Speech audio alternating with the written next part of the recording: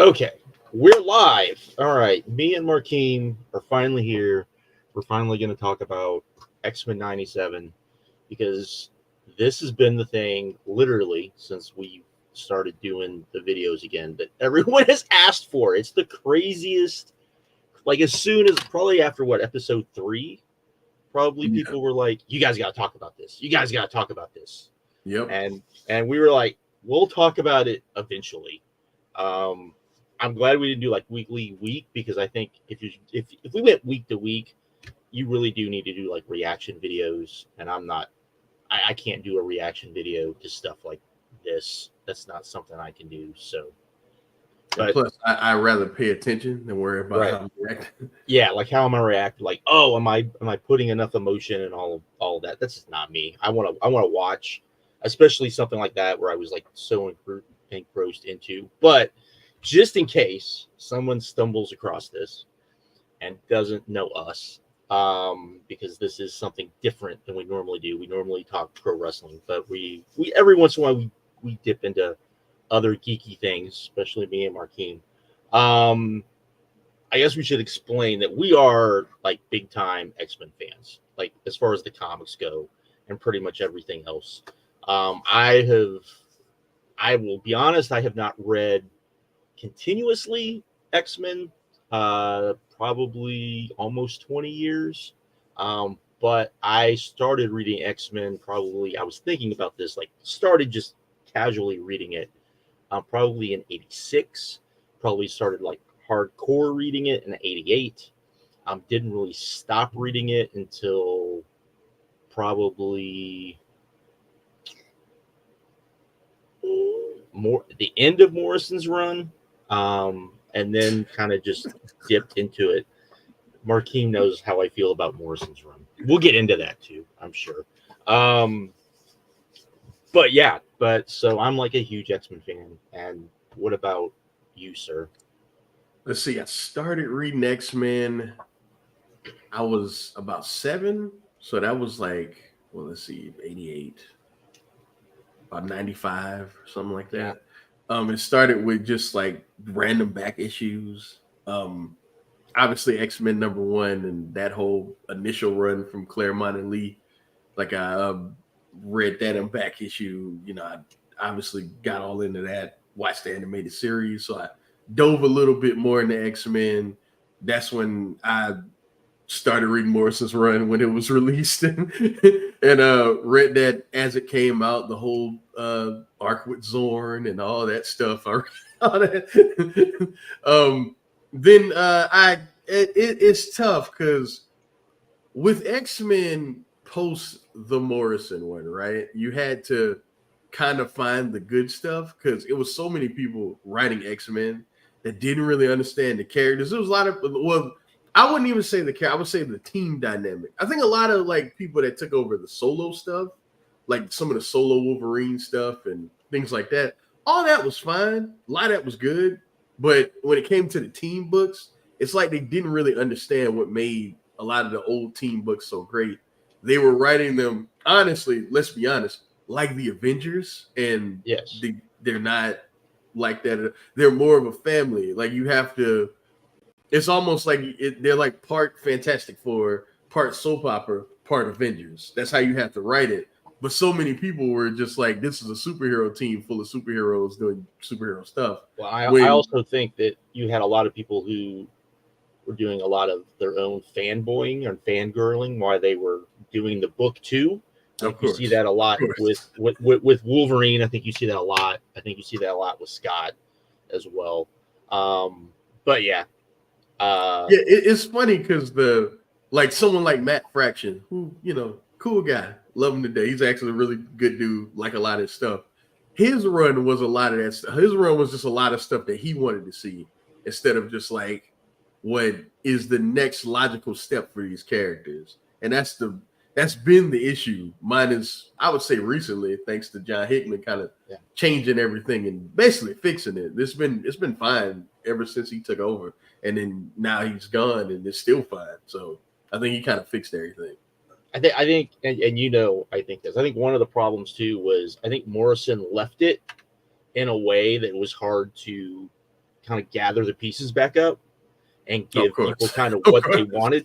wanted as well, because the book, like, as far as a comic book run, I think it's really good, and I think that there are elements of it that I really like. I like the idea of the Zorn stuff. That last two, is it 2 issues? That last story with Yeah. Silvestri, that's like 2 issues. Yeah. That is downright X-Men 1,000%.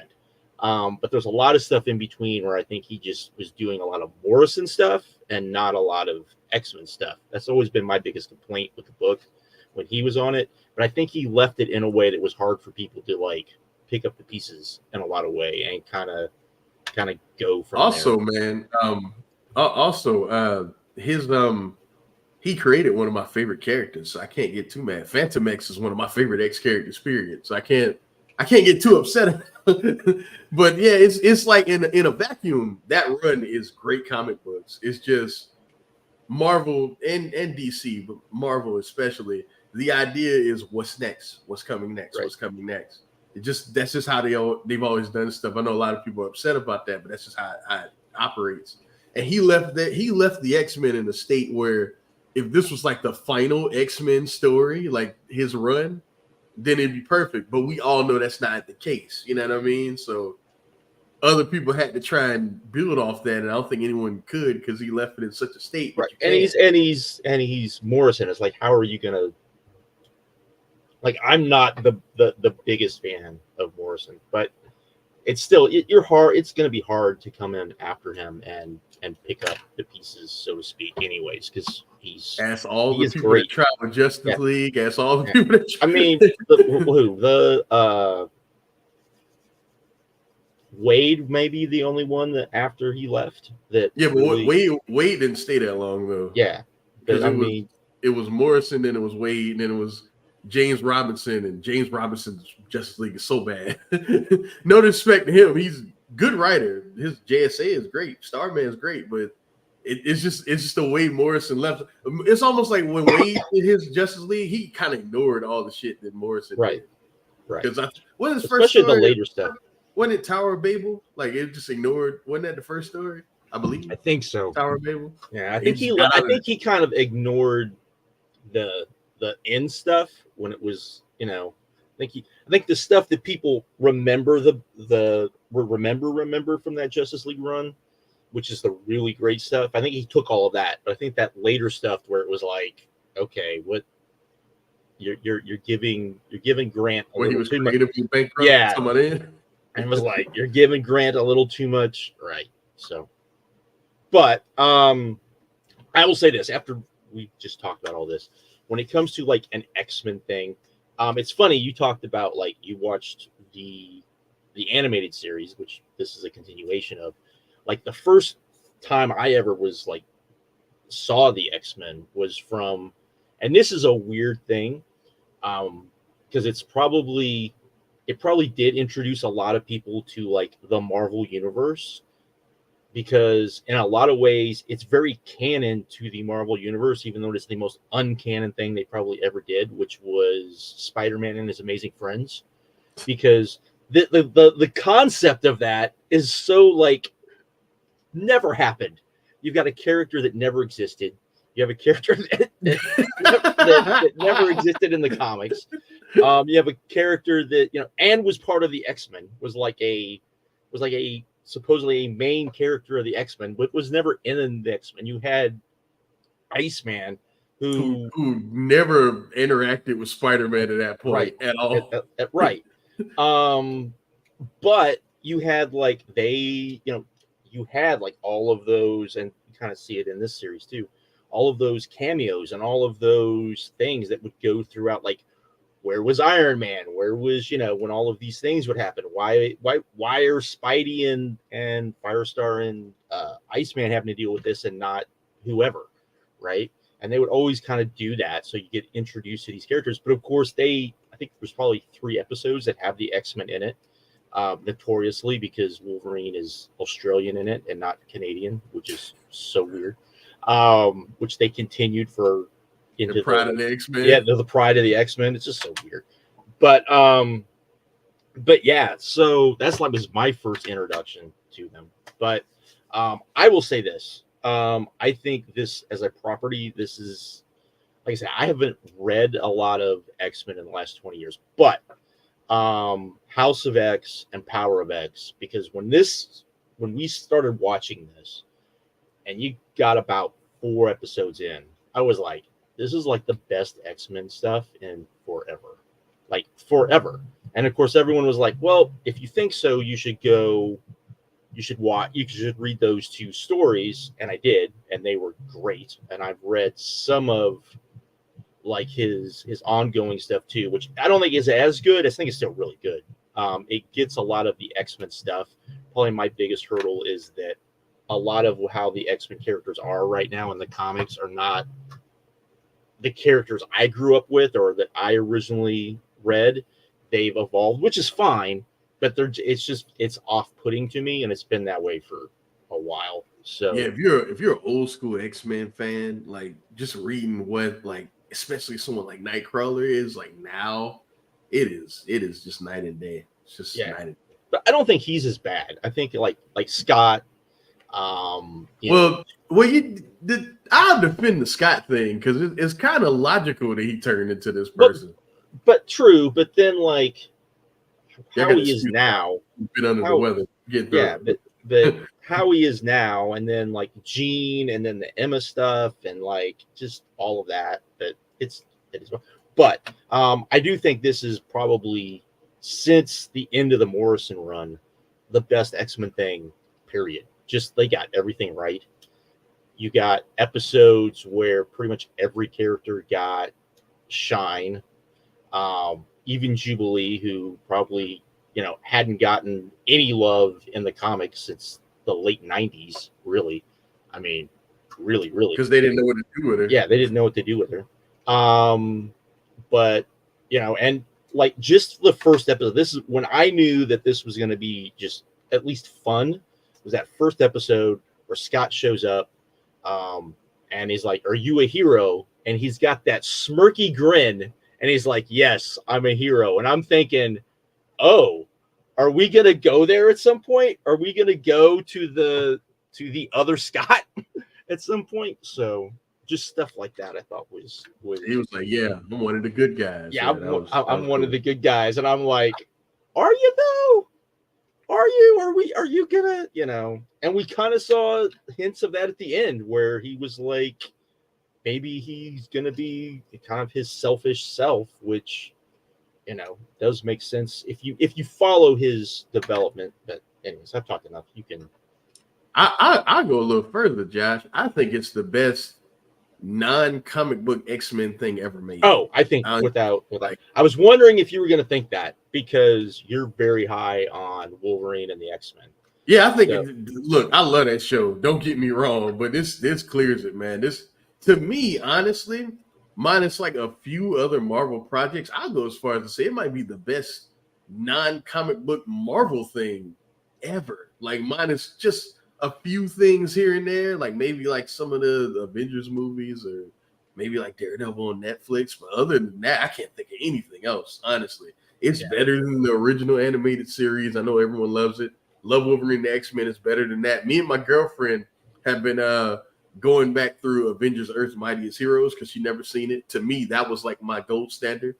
That this trumps that completely. You know what I mean? It's just it is so well done. It is the family dynamic of X-Men. It caters to I think every reader of X-Men from the 70s all the way into the 2000s. I think you're served in some way. And like if you like the old school the dynamic with Sinister versus the X-Men, that's in there. If you were one of those people that grew up in the 90s when Bastion was first introduced, they serve you with that. The apocalypse stuff at the end. If you like X-Men, I would say anytime before maybe the year 2010, you are served somewhere in this series. So I think it's phenomenal, man. Like I yeah, can't I've rewatched so many of the episodes, so many great moments. I know people talked a little bit about They felt like Wolverine was kind of underutilized, but I think that's all coming next season, especially where we end things off with him. With them actually doing the fucking moment that I thought we'd never see in anything out of comic book. That was crazy. Like literally, literally on the they did it because I worked nights, and so I was able to watch it before anybody on our Discord. And so I got in the chat and I just said they did the thing, and I'm sure a lot of people were like, "What the fuck is he talking about?" And then on Twitter, I put they did the thing I never thought they would do outside the comic books, because literally what you do when you do that to Wolverine is such a like an anti like how they portray Wolverine outside of like the comics is such a thing that it's crazy to do you think they go with what comes next though? Like in the comics with Wolverine, do you think they do that? I don't know, because of course, okay, so at the end we'll jump around, but at the end they're all throughout time wherever, but we don't see Morph, we don't see Wolverine, and we don't see Storm, right? Those are the three we don't know where they ended up. I really wonder if with Wolverine we get some sort of weird thing where we get Origin, and maybe Origin Part 2, and they tell that part of like Logan.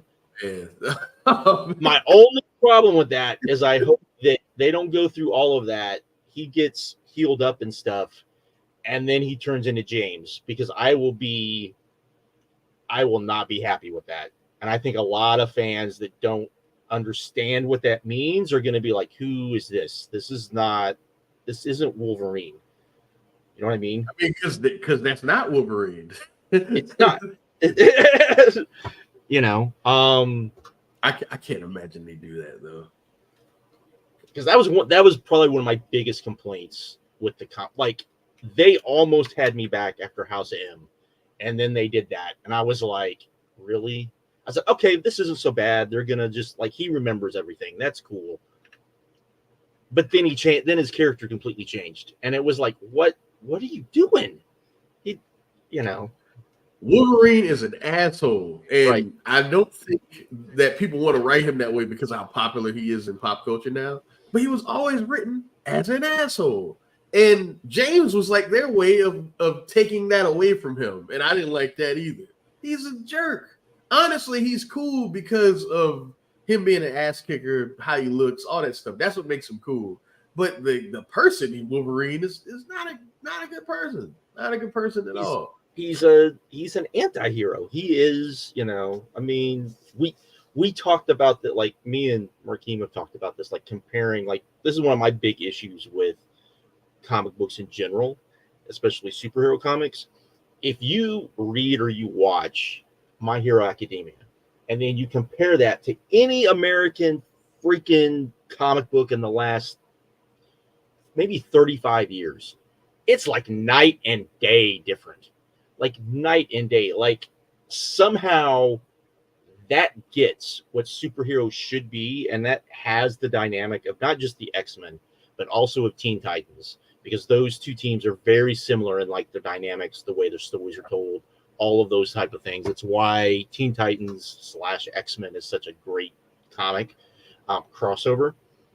And we've talked that, like the characters that are those characters in that series are exactly how like the X-Men should have been for, the last however many years. And we've never Bakugo is Wolverine. It's just that simple. If you think about Wolverine, and people that watch that show, they go, "Hey, I don't really get what's happening here." And then you see where his character has gone now. If you watch the show, that's what Wolverine was. Like, he was this hard-nosed guy that was a jerk to everyone around him because he had the constant need to prove himself. That's how he felt for whatever reason. And then he had to learn that like these people don't really care about that. They just want you to just kind of be, a fucking human being. And that's what happened with Bakugo. Like it's the same arc. It's the same arc, man. Right. It's but you've never really gotten that, and it's never made like the only time, like I would say, since probably since they took the medal away in the 90s that I was like, okay, maybe he's a little bit more tragic, because even with Origin's a good story. It's just a I story. wish it wasn't Wolverine. I Yeah, wish it. it's I wish a good they story. did keep that going. Like it in a vacuum, it's a good. It's a. I wouldn't even say a great Wolverine story. It's just like that was the character going forward. Now, Right. didn't like that. But Yeah, but then if you like, I can't remember when they had all of like the Wolverines from all of the different timelines meet up, and Wolverine saw the version of him with is it Yoki? What's her name? The Japanese chick. Marco. Yeah, and sees him with her, and they have kids, and Yeah. the look on his face, and the fact that like that to me is more of like how you make him somewhat more sympathetic is, oh shit, he got in to his live jerk, what I want. He got to do it. right, Yeah. right. So that sort of thing. But what are like, just talking about like we're supposed to be talking about the cartoon. What That's what are happened. like? Yeah, I know. What would you say? Like, when did you realize this was going to be like special? Because for me, it was the Inferno episode, because they took that idea of Inferno. They didn't redo it, because there's no way. Inferno is such a complicated story, and it's long. But the way they told the story was amazing. Yeah, they were able to hit almost all of the beats in the story in one episode, and I didn't feel like it was rushed up. I was like, how did they do this? This is like, isn't it like 40 issues or something? It's long. It's long. It's long, because I mean, you're starting from when Madeline leaves the Xmen, because for those of you, she was hanging out with the Xmen, she leaves, and then you've also got the thing with Magic and who were the X Factors, like New Mutants, with Boom Boom and Wheels and. You asked me to. I know, I can't think of their freaking name. Well, Inferno. I ain't read Inferno since I was a kid, sir. I know, but anyways, it involves all of that. It's a very complicated like thing, and they made it pretty straightforward, where it was basically Madeline going crazy because of Mr. Sinister. You've got the whole clone thing. They made the clone thing make sense, which is so much better than what they did in the comics, where it just made Scott look like a fucking jerk. Let's see what, and she was like the Goblin Queen. You got the whole thing, and her like using her powers to make everything look like a demon hell. I mean, it was. Yeah, that was cool. I love what Morph saw. That was awesome. Yeah, man. I look, when I thought it was special, that was part. I was like, man, I didn't expect that. It was whatever. I think it was the second episode. Was it the second one? Whichever one it was, where Magneto took all the world leaders and he gave that speech. Like, that's the second one. I think that's the second one. And then Storm loses her powers like right after. Yeah. He was like, look, my friend told me to try. He's like, God help me, I'm gonna do it because my friend told me to try. But don't prove me wrong. I'm begging you to. That's when I was like, okay, somebody gets Magneto, who's my favorite X character, period. So I was like, yeah, this is like I think that's one this up. Yeah. Like I think it's one of the things that a lot of people don't get is that Xavier Magneto relationship, and this series got it to a point where Xavier is just not going to give up on him no matter what, because he knows like the backstory. He knows, that deep down that he is doing what he think is best, even though it's what it is. So no property has been able to nail that. Yeah, you kind of agree with Magneto what he's doing, but it's blatantly obvious that he's wrong.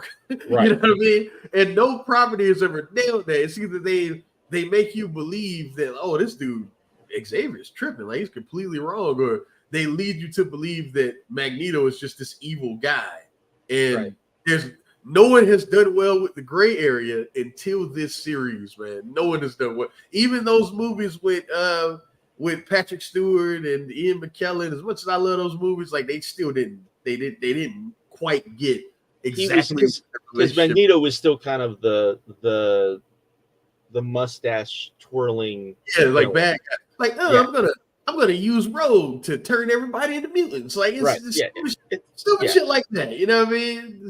Which is like classic X-Men stuff, but I feel like probably after the 90s we should have been past that by now. So absolutely. Like instead of Magneto being typical 1960s bad guy, he's changed so much since then. And this show did it the best. I like that final episode where it's they're in Magneto's mind, and they're setting up what we. He's a broken dude. He's broken. Yeah, he's a broken dude. They show all of his kids, right? Which is something that was cool. That's something that like they don't really ever even talk about in the comics a lot. Is that it's because most people know, it's Scarlet Witch, it's Wanda, and it's Quicksilver. Most people don't forget about Polaris, and they had Polaris there, so that was part of his story is that he's a deadbeat because he don't know how to love, right? and like he saw his kids, and he saw them like off in the sea by themselves on this boat because they don't have him either. He's just trying to do right by everyone. He doesn't know how to love because his life has been so terrible. And I love Magneto, man. It almost brought a tear to my eye. It was perfect. But you had that. You had, but yeah, I would say that. And then, we had now, how shocked were you with the Gambit stuff when they killed him off? I knew it was as soon as that celebration was going on and him and Rogue were talking about their relationship. He was like, "Hey, you want to go with Magneto?" I was like, "He's gonna die." I knew like he's gonna.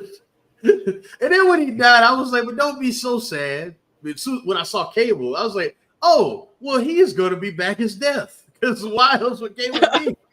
Unless it had something to do with Apocalypse. Now, Cable didn't know that this was about Apocalypse. He didn't know, but thought that was cool. I thought that was cool too, because the Cable from the original series was clearly like, "Hey, I need to stop Apocalypse." Right. So this Cable comes from earlier. The one that came to the fact is from earlier in that timeline before he even knew about him. They're so smart, man. They're so smart. I didn't even think about that till it was over. I was like, this Cable probably didn't even know who Apocalypse was or any of that stuff. He just came back because he knew about Bastion and what was happening with it. I thought that was so great. That was so great, man. So that adds another layer to the Cable in the original series. It's because he knew about this stuff. That Cable. Right. Yeah, man. Right. Yeah, I love this show. I love this show. So at the very end, and I'll spoil this for some people, we get so Scott and Jean are in the future. We're gonna get that whole thing where they basically helped raise Cable. Met fucking Rachel. And Rachel, which most people probably don't know, because she's had clips in the original series. She would show up in clips, but you wouldn't actually ever see her. I do hope that we get an episode where they explain her, because I think that's kind of a got it, Josh. They got to set aside an episode where she just kind of tells them her story. Probably after when they get ready to go back, it probably needs to be, hey, you don't know this, or just as she realizes they're going back, she just says something like, "You're welcome, mom. You're welcome, mom and dad." And then they're like, "What the fuck?" And then, or she knows random stuff that nobody else could know. And then Scott goes, "Hey man, who the fuck are you? Seriously?" Right. Yeah. There's that whole thing. So I do hope that they're able to like give her a little thing, because that is one thing I really like about like the current series is that there is that weird dynamic between like all of them, between Cable and Rachel and Scott and Jean and even like Havoc, and like the whole family is like a family, and it's all fucked up because the Summers are all fucked up. But and they're all learning each other. I thought that was like cool. That's a cool way to do it. Like even, you know, I mean, even their dad is all, you know, I mean, it's just a Corsair. What a deadbeat dad. What a deadbeat, man. Oh my God. The guy sucks, man. You know. But was there anything you didn't like about the series? That there wasn't more of it, I guess. Well,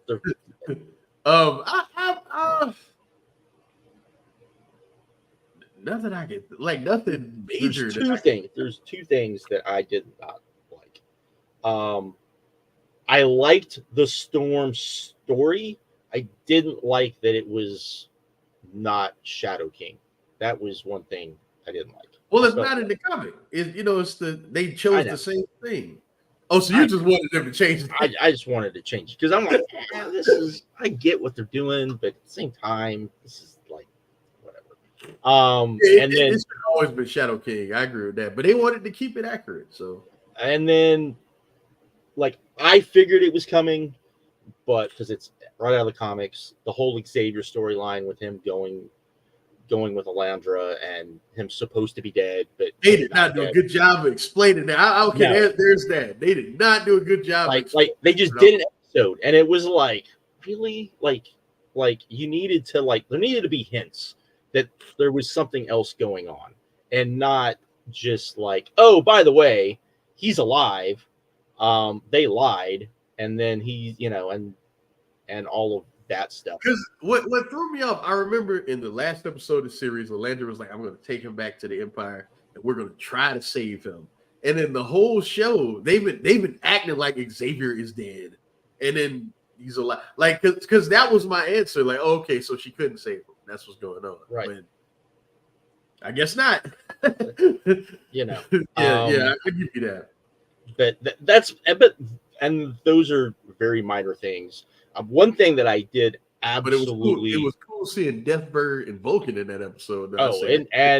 And Gladiator being fucking Gladiator. I mean, Gladiator awesome. being Superman. I mean, that's which hopefully at some point, because he does have one of the coolest powers ever that people just don't know. If you don't know, Gladiator's whole thing is he's Superman as long as he's confident enough to be Superman. Yeah. His powers are all about his confidence. If he feels unconfident, then his powers that's like his kryptonite. So he faces that's strong that he just wilts under it. Yeah, and hopefully next season. So this is another thing that I don't think like people like Sunspot. People don't probably, if you don't know the New Mutants, you don't know this, but Sunspot is a version of Superman which is like if you I would say that's a good way to describe him. Yeah, he's like because there's in a lot of ways the New Mutants had kind of both kind of versions of Superman. You had like kind of the newer, not say newer, but like more the early 80s, late 70s Superman. And then you have Sam, who's more of like the classic Superman. And you had both of those characters. We haven't had Sam yet. But those are like your two versions of Superman that the New Mutants had. Sam isn't as powerful, but he's still powerful. But he's more. I think we're going to get some form of the New Mutants. You think with Forge? You think that's what Forge will wind up doing? Is some form of the New Mutants. Because we've seen Boom Boom. We've seen Boom Boom in multiple episodes now. Yeah, because Bishop was like, there's other people that that we hadn't seen, and we can gather them. Yeah, that's what's gonna happen. And I did like at the end when they're sitting there and the board is there, and it's not it, but it's literally. I looked at it and went, oh crap, it's the Days of Future Past. Past cover. Yeah. Yeah, and it's all up there for Forge, and the Scarlet Witch not on the planet thing was kind of weird. Yeah, I noticed that. I was like, where is she? I was like, what would be going on? Because Cap and Tony were there. Yeah. So like, what's going on? So, but I did that. I thought they did a pretty good job. I think that's something that, like, if you don't know the comics, that's something maybe to look forward to is that. And the New Mutants in general, which will be interesting, and which, like, who they end up using. Like, will it be Wolfsbane? And like, you gotta use magic. She did magic, yeah. What's call it? Morph turned in her twice. Yeah. You gotta use magic. Yeah, definitely Wolfsbane will probably be in it. Who else? Obviously Sunspot. You can't really do Warlock, unfortunately. Might be able to do Cypher. You could probably. I guess you could. It's all it's all under the same umbrella now. Why can't you? I mean, you could. I just don't know. That's a lot of explaining. With I guess look, they did Inferno in one episode, Josh. This is true. You could just leave the Cypher part out of it, and I think you just have him show up as an alien, and like that'll work. That's fine. It'd be just crazy. Just be crazy Warlock. That would be, and maybe I'm trying to think who else. That might be it. Just because you don't need like you don't need like the X-Force people, and you don't need. Speaking of X-Force, I do think some form of X-Force will be in the next season too. You think so? Black Ops team, some form. I'm not sure who's going to be on it, but I imagine just because there is no X-Men, they're all throughout time. All these other groups are going to split off and try and do things their way. And, yeah. So you think some form of it led by Cable? You think it would be Cable? You think? Yeah. Well, is that where you get like Wolfsbane then, and because how do you do the New Mutants and X-Force? That would be. I guess you could do like Sunspot, Magic.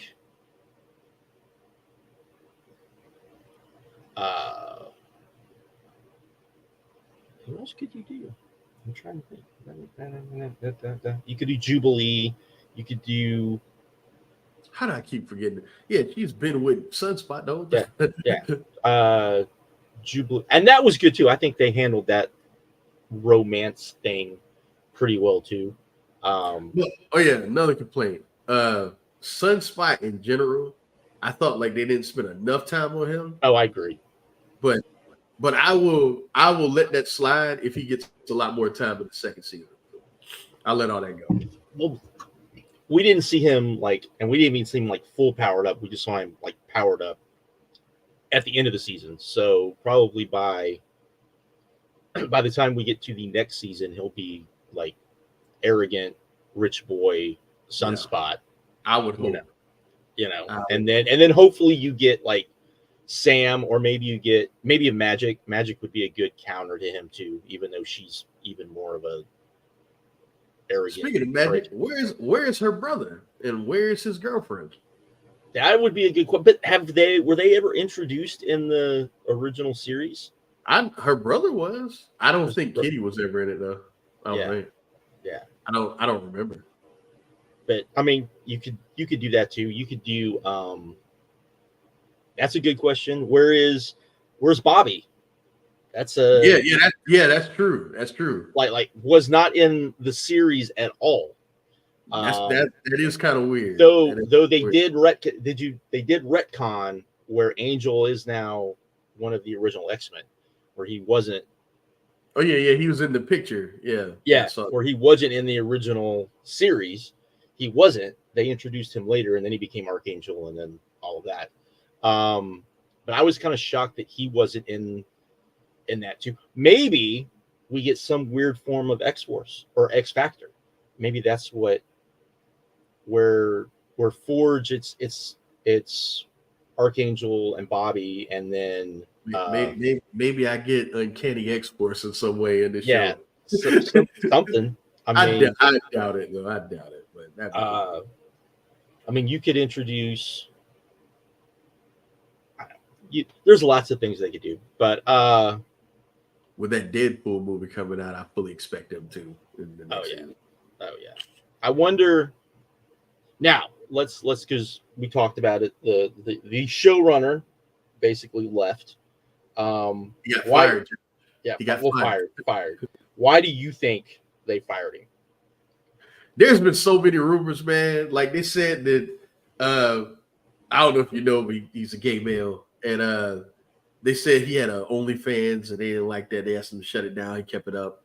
That's one rumor. Another rumor is that they say he was hard to work with. They said that he was demanding long hours and all sorts of stuff like that. And they said he was kind of a dick, which I don't know. I don't know. He doesn't seem that way. I don't know. I didn't work with him, but he doesn't seem that way. The only people that really know is Disney. Honestly, Disney and him. Right. That's it. Because he hasn't talked about it. They haven't really talked about it. They just fired him a week before the show came out. Right. So, but we'll see. Nuts. Which is crazy. Especially since the show got such like crazy. Like the thing that I thought was interesting was watching people who definitely only knew X-Men as far as like the movies and having them watch this and had never, watched the original series, but you don't have to watch the original series to it helps, but you don't have to. You don't have to.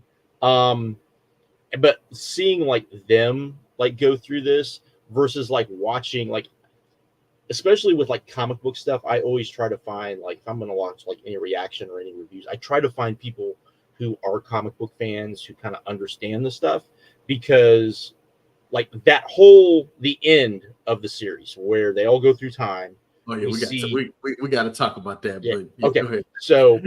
So like they're in time. As soon as I realize they're in Egypt, or as soon as it says, "Hey, they're in Egypt," I'm like, "Oh crap! It's going to be like some form of apocalypse. We're going to see some form of apocalypse." I didn't think we were going to see like super young form of apocalypse, but we did. And then, they're doing his origin, man. Yeah, they're doing his origin. They're doing. You guys know, if you don't know his origin, Apocalypse, the first mutant, was responsible for overthrowing the evil leader, Rama Tut. The dome you see at the end is Rama Tut's tomb. If you don't know who Rama Tut is, that is I guess you could say personality of King the Conqueror. So, right, yeah. So I guess this is how they will tie this show into the greater, like, whatever's going on, like, because Kane the Conqueror had something to do with this stuff back then.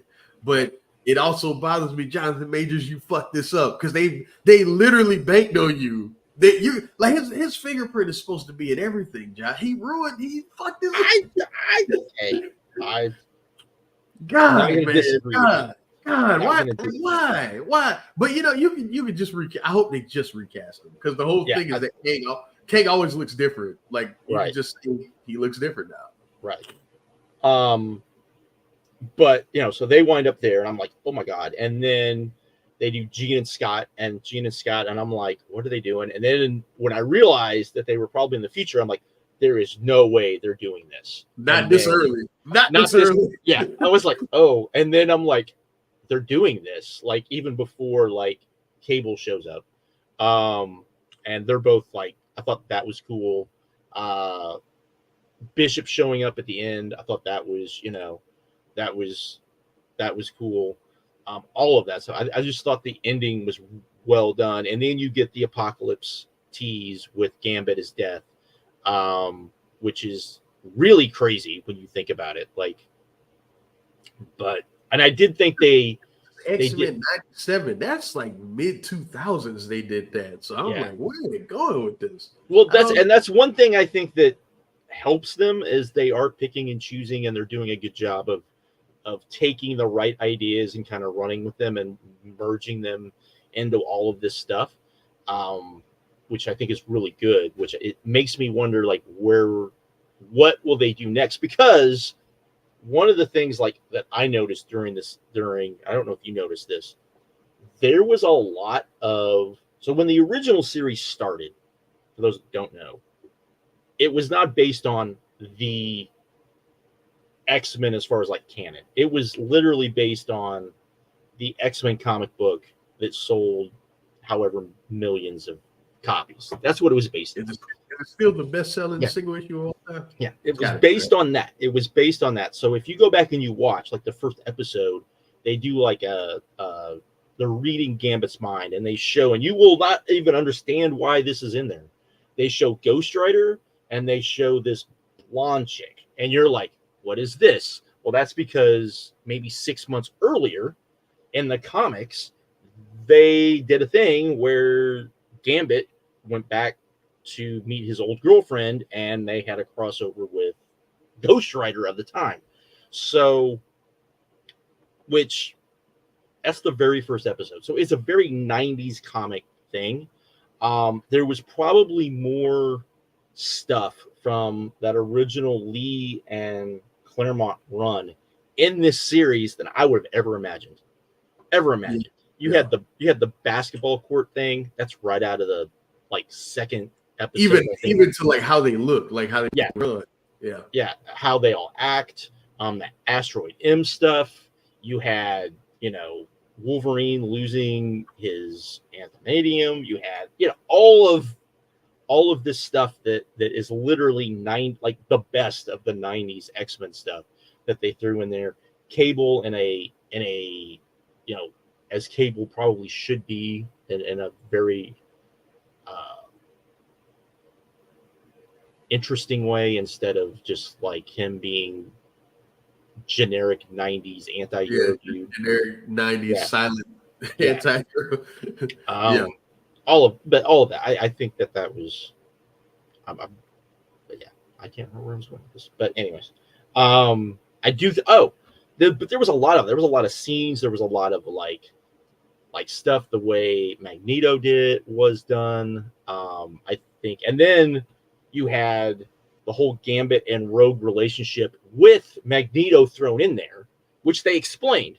I know a lot of people were like apprehensive about that because I know a lot of people hate that from the comics, and I get why. But I thought here it was done well, because in the comics it felt like, oh, this is just shocking, but here they explain how this happened and how she ended up being drawn to Magneto, because Magneto could touch her and all of that. Like, they explained it all very well. And she explained it, and her explaining it to Gambit about the fact that like she can't touch him and that it drives her crazy, and he's just like, I don't care, And the other thing was because her whole thing was like, I don't like Magneto more. I just can touch this man. I need a man I can touch. I wish it was you. Like, I think she said something like that. I wish it was you or something like that. And then of course, which led to him dead and her holding him and her basically like, I can't feel him. I can't feel him. Oh man. No, my lady was in tears when she saw that, and then I was like, okay. When you calm down, I'm gonna tell you something. Gambit might be okay. She was sad. But to me, that's like what all of this should have like they encapsulated what their relationship is to a very good degree. I do think that we're like that whole episode is very Gambit-esque, yet you didn't see like Gambit as a character. Like, he wasn't being the rogue thief that he is, and he's supposed to be in a lot of ways. I was that's why, and real quick, that's why I didn't like the original series.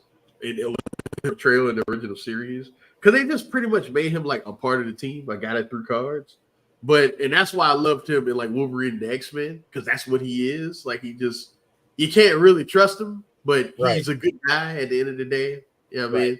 In this show, they didn't do that either. He was like more of like a continuation of the original series, but he was so well written here, I didn't even care.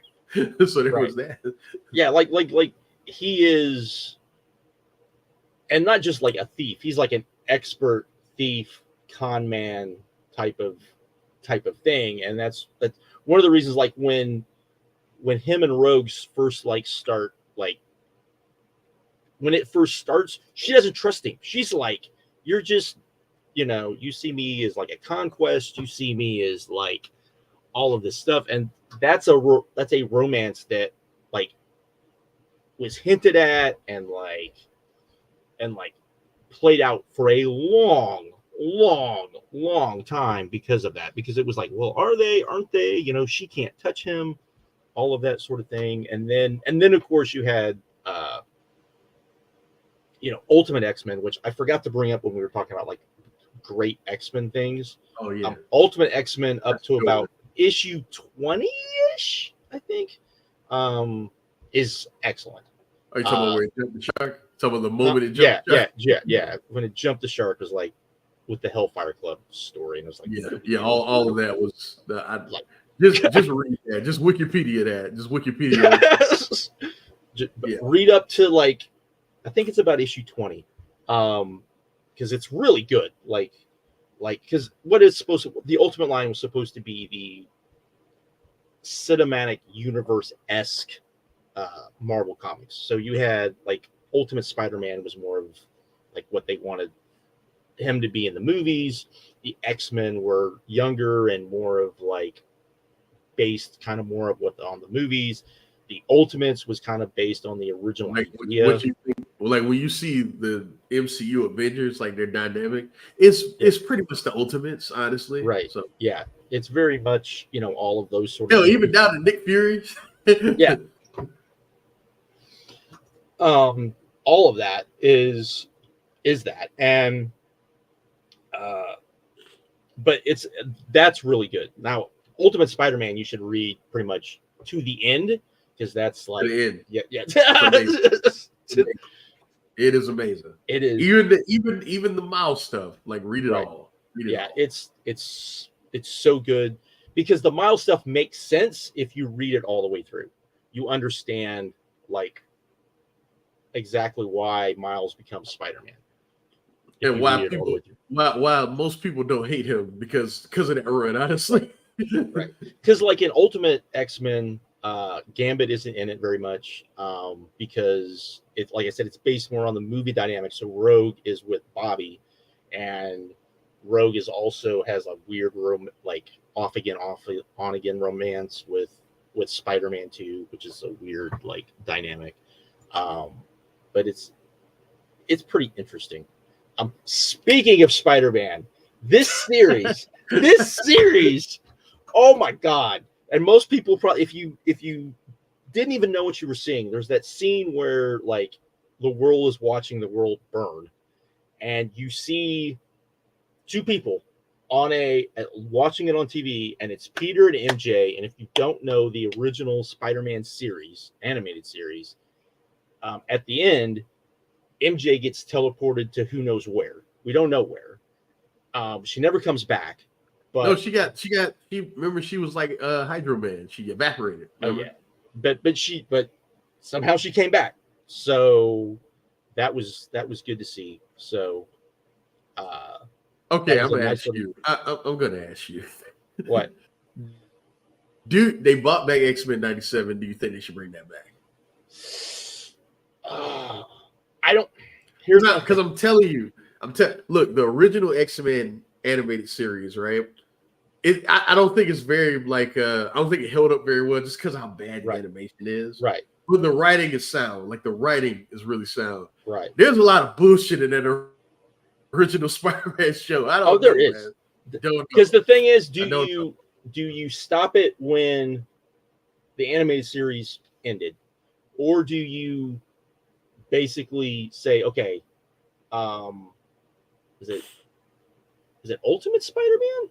Is that no, it's Beyond Spider-Man, right? Or Spider-Man Beyond? Spider-Man Unlimited. That's it. Do you say that all happened too? Which see, I don't know. Is that supposed to be canon? Because parts of it seem like it's canon, right? Right. Because it's supposed to be after, and he gets sucked off. And if you don't know, he gets sucked off to another dimension where everyone is like animals, and he's And the not. high evolutionary is Yeah, like the main villain. yeah. It's actually So, not bad. It's just like not probably what people wanted out of Spider-Man. it's weird. It's weird as hell, man. It's a weird thing. Um, I don't know, because I don't feel like there's much more they needed to tell. I mean, you could do it, but you would have to change some things, I think, if you did it. I mean, basically, which he was in the series, but Kingpin would have to be the villain, and there wouldn't have to be like any Yeah, I if, agree. ands, or I buts agree. about it. Like, and he can't be like the villain in the background, right? That's controlling everything. He'd have to be a little bit more upfront, I think. Because they wrapped up the Norman stuff in the original show. Like they Right. wrapped it all up. The stuff They with wrapped Norman up and Harry. that. I mean, you had, and I don't even know what you would do, because they did the. I mean, they even did the Clone Saga. So while that was going on, Yeah, they so did. They did. Yeah, they did. So yeah, um, I don't know. I don't think so, but I've seen that pop up online. So I I mean, wanted I to. think people are just nostalgic about it, but I don't know what you would do, because I mean, what are you going to do? You going to do one more day? Are you going to do one more day and just Oh God! Oh God! Oh God! Josh, no, no. I mean, are you going to Oh do that man! and then just piss people off? I mean, what are you going to do? I hope the fuck not. Oh my God! Oh my God! I mean, you could do Superior Spider-Man, I guess, but I can't think of any, like, I'm trying to think of. I want them, if they're gonna bring back a show, bring back Spectacular Spider-Man. Don't bring back the '90s show. Bring that back. That had more story to tell. That. I would agree with that, or just start something maybe new I with mean, Spider-Man. we're getting the You know, Spider-Man show, Spider-Man so freshman year or something like that. so, but yeah, Did you know I, about that, Josh? I The did new not know. Spider-Man show? Is it? It's for what is it supposed to be? Him as like I think it's after the like movies? I don't know, but I know Charlie Cox is back as Daredevil in it, and just look at I can't remember, but I saw like a couple pictures and stuff, so that's coming. Because I thought the movie handled that kind of interesting. Um, with him, you basically did one more day, but it was in a way that was he Yeah, he remembered. did it with everyone and not just like Yeah, not Mary just Jane. MJ. And so it all makes sense. Though I will say this, and I've said this elsewhere, I think Yeah, that. it's called Your Friendly Neighborhood Spider-Man Freshman Year. Oh, okay. So it's Yeah. like him as a freshman in college. Let's see. Animated series follows Peter Parker's journey into becoming his MCU Spider-Man in a never before Oh, seen story and style that honors his early comic book roots. So I'm so guessing I'm like he's like in high school, like a freshman in high see. school. Okay, there's one. So originally, before when they announced, "Hey, we're going to put him in MCU," what I thought they should have done is, especially when because Tony has to go and recruit him, and he's like kind of like, I don't know about this. I kind of thought that they should have already done the Gwen stuff, and you're seeing him after, and he doesn't want to be Spider-Man anymore, and Ah. Tony has to talk him into being Spider-Man. Wouldn't that have been Or a cool scene in Civil War? Like he shows up and like, hey, I know you used to be that guy used to right, swing around. yeah, and it's I heard like about what happened to you, lady. It's okay, right, but you or know, just or not even like not knowing it's even his lady. It's just like, hey, you know, we can't save everybody, right? yeah. And Peter has to tell him, it's like, it's not just that I couldn't save her, it's like what she meant to me was all of this, and like all of that sort of thing. I think that, or at the end of the last movie when he's everyone's forgotten him, nobody knows who he is, he's in the apartment, right? Gwen should have showed up in his doorway and been like, "Hey, you're my new neighbor," and be like, "Yeah," and they kind of introduce, and he That goes, would have been cool. That would have been cool. That would have been cool. and go from there, and you could still do that story where like, you know, um, but yeah, that's Because at the same time, he never met his Green Goblin. He right. met Toby's Green. He Green never Goblin. met his Met though. his Green, So, right? yeah, Which if you that's a good point. and I would love for them to do like the I'd love for them to do Ultimate Spider-Man Green Goblin as his Green Goblin because that's Oh, I such a would love that different shit. I would love that's that shit, man. such a different and I would have loved like I like the idea of the Ultimate uh Sinister Six. I love the idea. I don't like the way they did it, but I love the way I don't like him being the sixth one. I thought that was stupid. Yeah. Venom should have been the sixth one. That to me would have made a lot more sense, especially after everything. They get to Yeah. that final thing, and he's like, "You're not my son. He's the son I never had." And Venom shows up, and you know, You know what? That's not bad. That's not bad. Not bad. You're know, good at this, Josh. That's not bad. I mean, And I never thought about it. That would have been that honestly would have been way more effective. because I literally that's when I was reading it, that's what I was thinking. I was like, oh, it's gonna be Venom, and then it's Peter, and I'm like, though I love up until like probably the last issue of that, I love that series. I love Ultimate Six. I think it's really well done. I love the fact that the Avengers basically get their asses handed to them by all of Pete's villains, which was by dope. all of the and they're all like, "What just happened?" And then he shows up. They have no idea who he is, and then he's like doing well against all of them. And yeah, they're like, "Who is this kid?" Yeah, I like that. Right, that was or when he shows up and like they're like, "Who's the kid?" And because of course, in the Ultimate Spider-Man, Nick Fury knows who Peter is, and has been watching him. And there's even a line that says, "You're 16. Legally, I can't have you work for me. But when you're 18, your ass is mine." Yeah. Right. Yeah. Because there's this whole thing about how he is like the next thing, and because that's Fury's whole thing in that series. Like he's trying to find the next generation because he don't even want these like Captain America and all that. He doesn't really want them. He wants the next generation. That's the whole thing in the whole series. Right. And I love Ultimate Spider-Man. I love that book so much, man. It's very much a Peter book. It's not a Spider-Man book. Much like the last 3 movies have been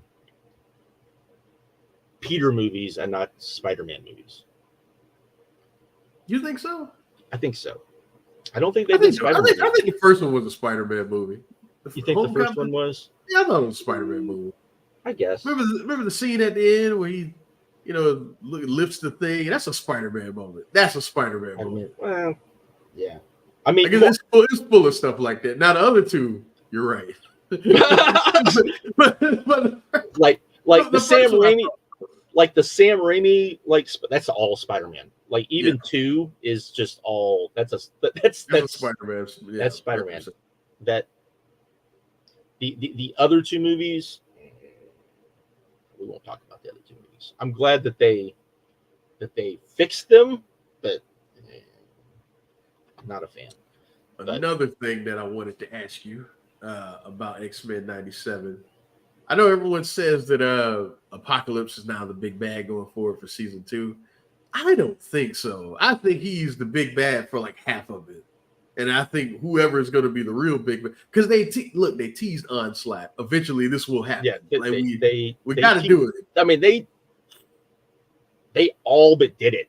That's the thing. Exactly. They did everything around it. They did the Wolverine scene, Asteroid M, all that stuff. Had X in Magneto's brain, all of that. And they even said, if this goes wrong, our brains will go funky. Yeah, they exactly. even said that. They even said that. So yeah, that makes me nervous because every time Onslaught has shown up, it has been to different degrees of quality. Let's put it like that. Yeah, and it always ends bad. That has me a little worried. How do you do that story though, without the Fantastic Four? I don't think you can. That's the thing. Right. I don't think you can. Oh, there you go. because Franklin has to be part of that story.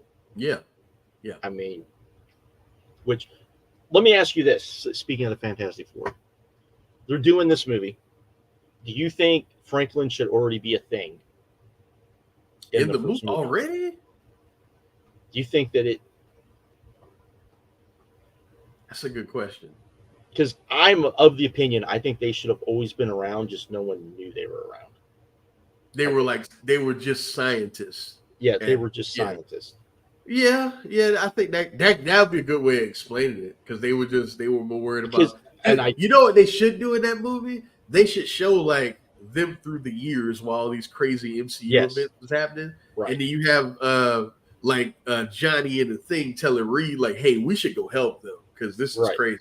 And Reed's right, going like, "No, we're science. Like we have nothing to do with that science." right. Like there were right. And Like then maybe or show at like least two of them disappear. Maybe show like like Reed disappears or something like that, or right, during the snap or something. Yeah, right. that'd be cool. And because my thing is, and because Franklin is the ultimate get out of jail free card. You can They've been doing that for years. yeah. I mean, he's the ultimate. If you don't know, Franklin Richards basically possibly the most powerful being in the entire MCU. Like, if not Definitely the the strongest mutant. Like yeah, I think we can if say not that. the like it's him or like some like cosmically insano power people. It's that's the level that he's on. I mean he can create little pocket universes if he and play with them and do all sorts of wild things like that. So, but I just What if they say Franklin created the multiverse in this? yes, you That'd could be say that cool. too. That'd be That would cool. Because we yeah, see What If, and What If apparently is supposed to be canon with right.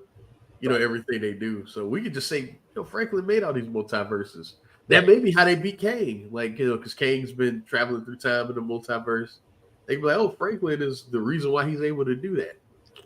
Could be. I Maybe mean, maybe Kang is using Franklin. See, now I'm fantasy bucket.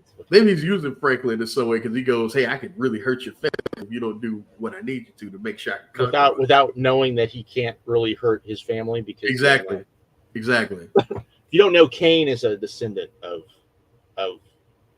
Reed Richards. So See, Josh. He look. It is heavily implied that he is. His name is Nathaniel Richards. But they have never went all the way and confirmed that though, Josh. that it's So that somehow he is a descendant of both Reed and Victor Von Doom. So, but yeah, they've never. But it is heavily implied though. yes, that Hell, his name is Nathaniel Richards. Come on now. right. But no, that's what I to me, the Fantastic Four. What they should have done is, and this is me completely fantasy booking, is at the end of Endgame, and I know they didn't want to do any like spoilers at the end or any like continuing stuff, but they're in the room. It's at the very end. Tony's dead. They're showing Hank Pym how Tony made the time travel thing. Basically saying, hey, Tony used your technology as kind of like a right as to continue because Hank doesn't like Tony and be like, hey, he did use your stuff. And I think there needed to be a line when Tony first like figured it out, and he should have said, dear God, still the smartest guy in the room, right? You get to that scene and they're showing Hank before, and then they're like, yeah, then we'll delete everything so no one can ever like know what we did.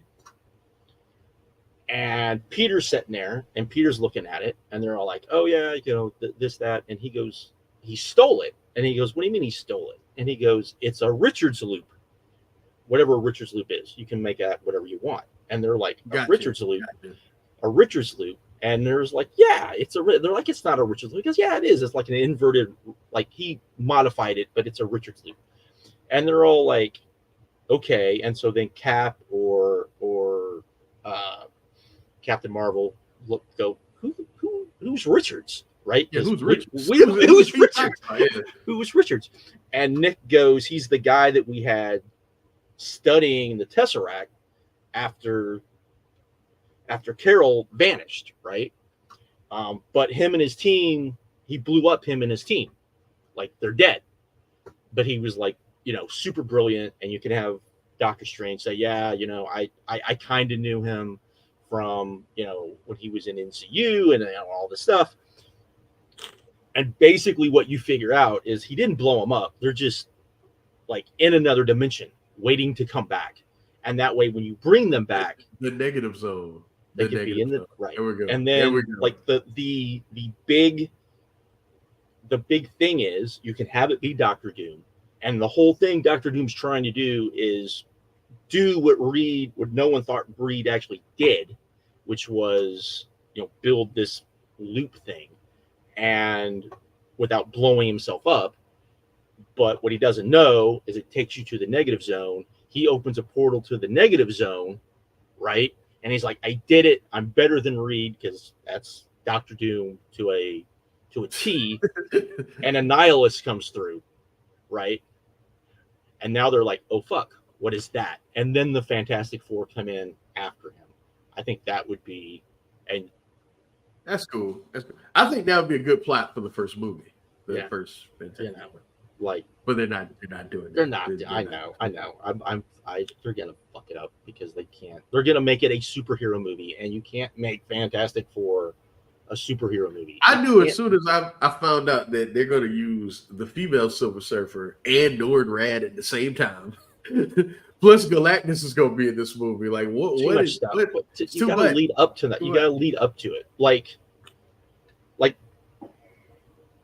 whatever thing you were going to do with the Eternals should have been leading up to Galactus, right? That they didn't know. Like, my thing would be, Galactus only eats planets that are like celestial, like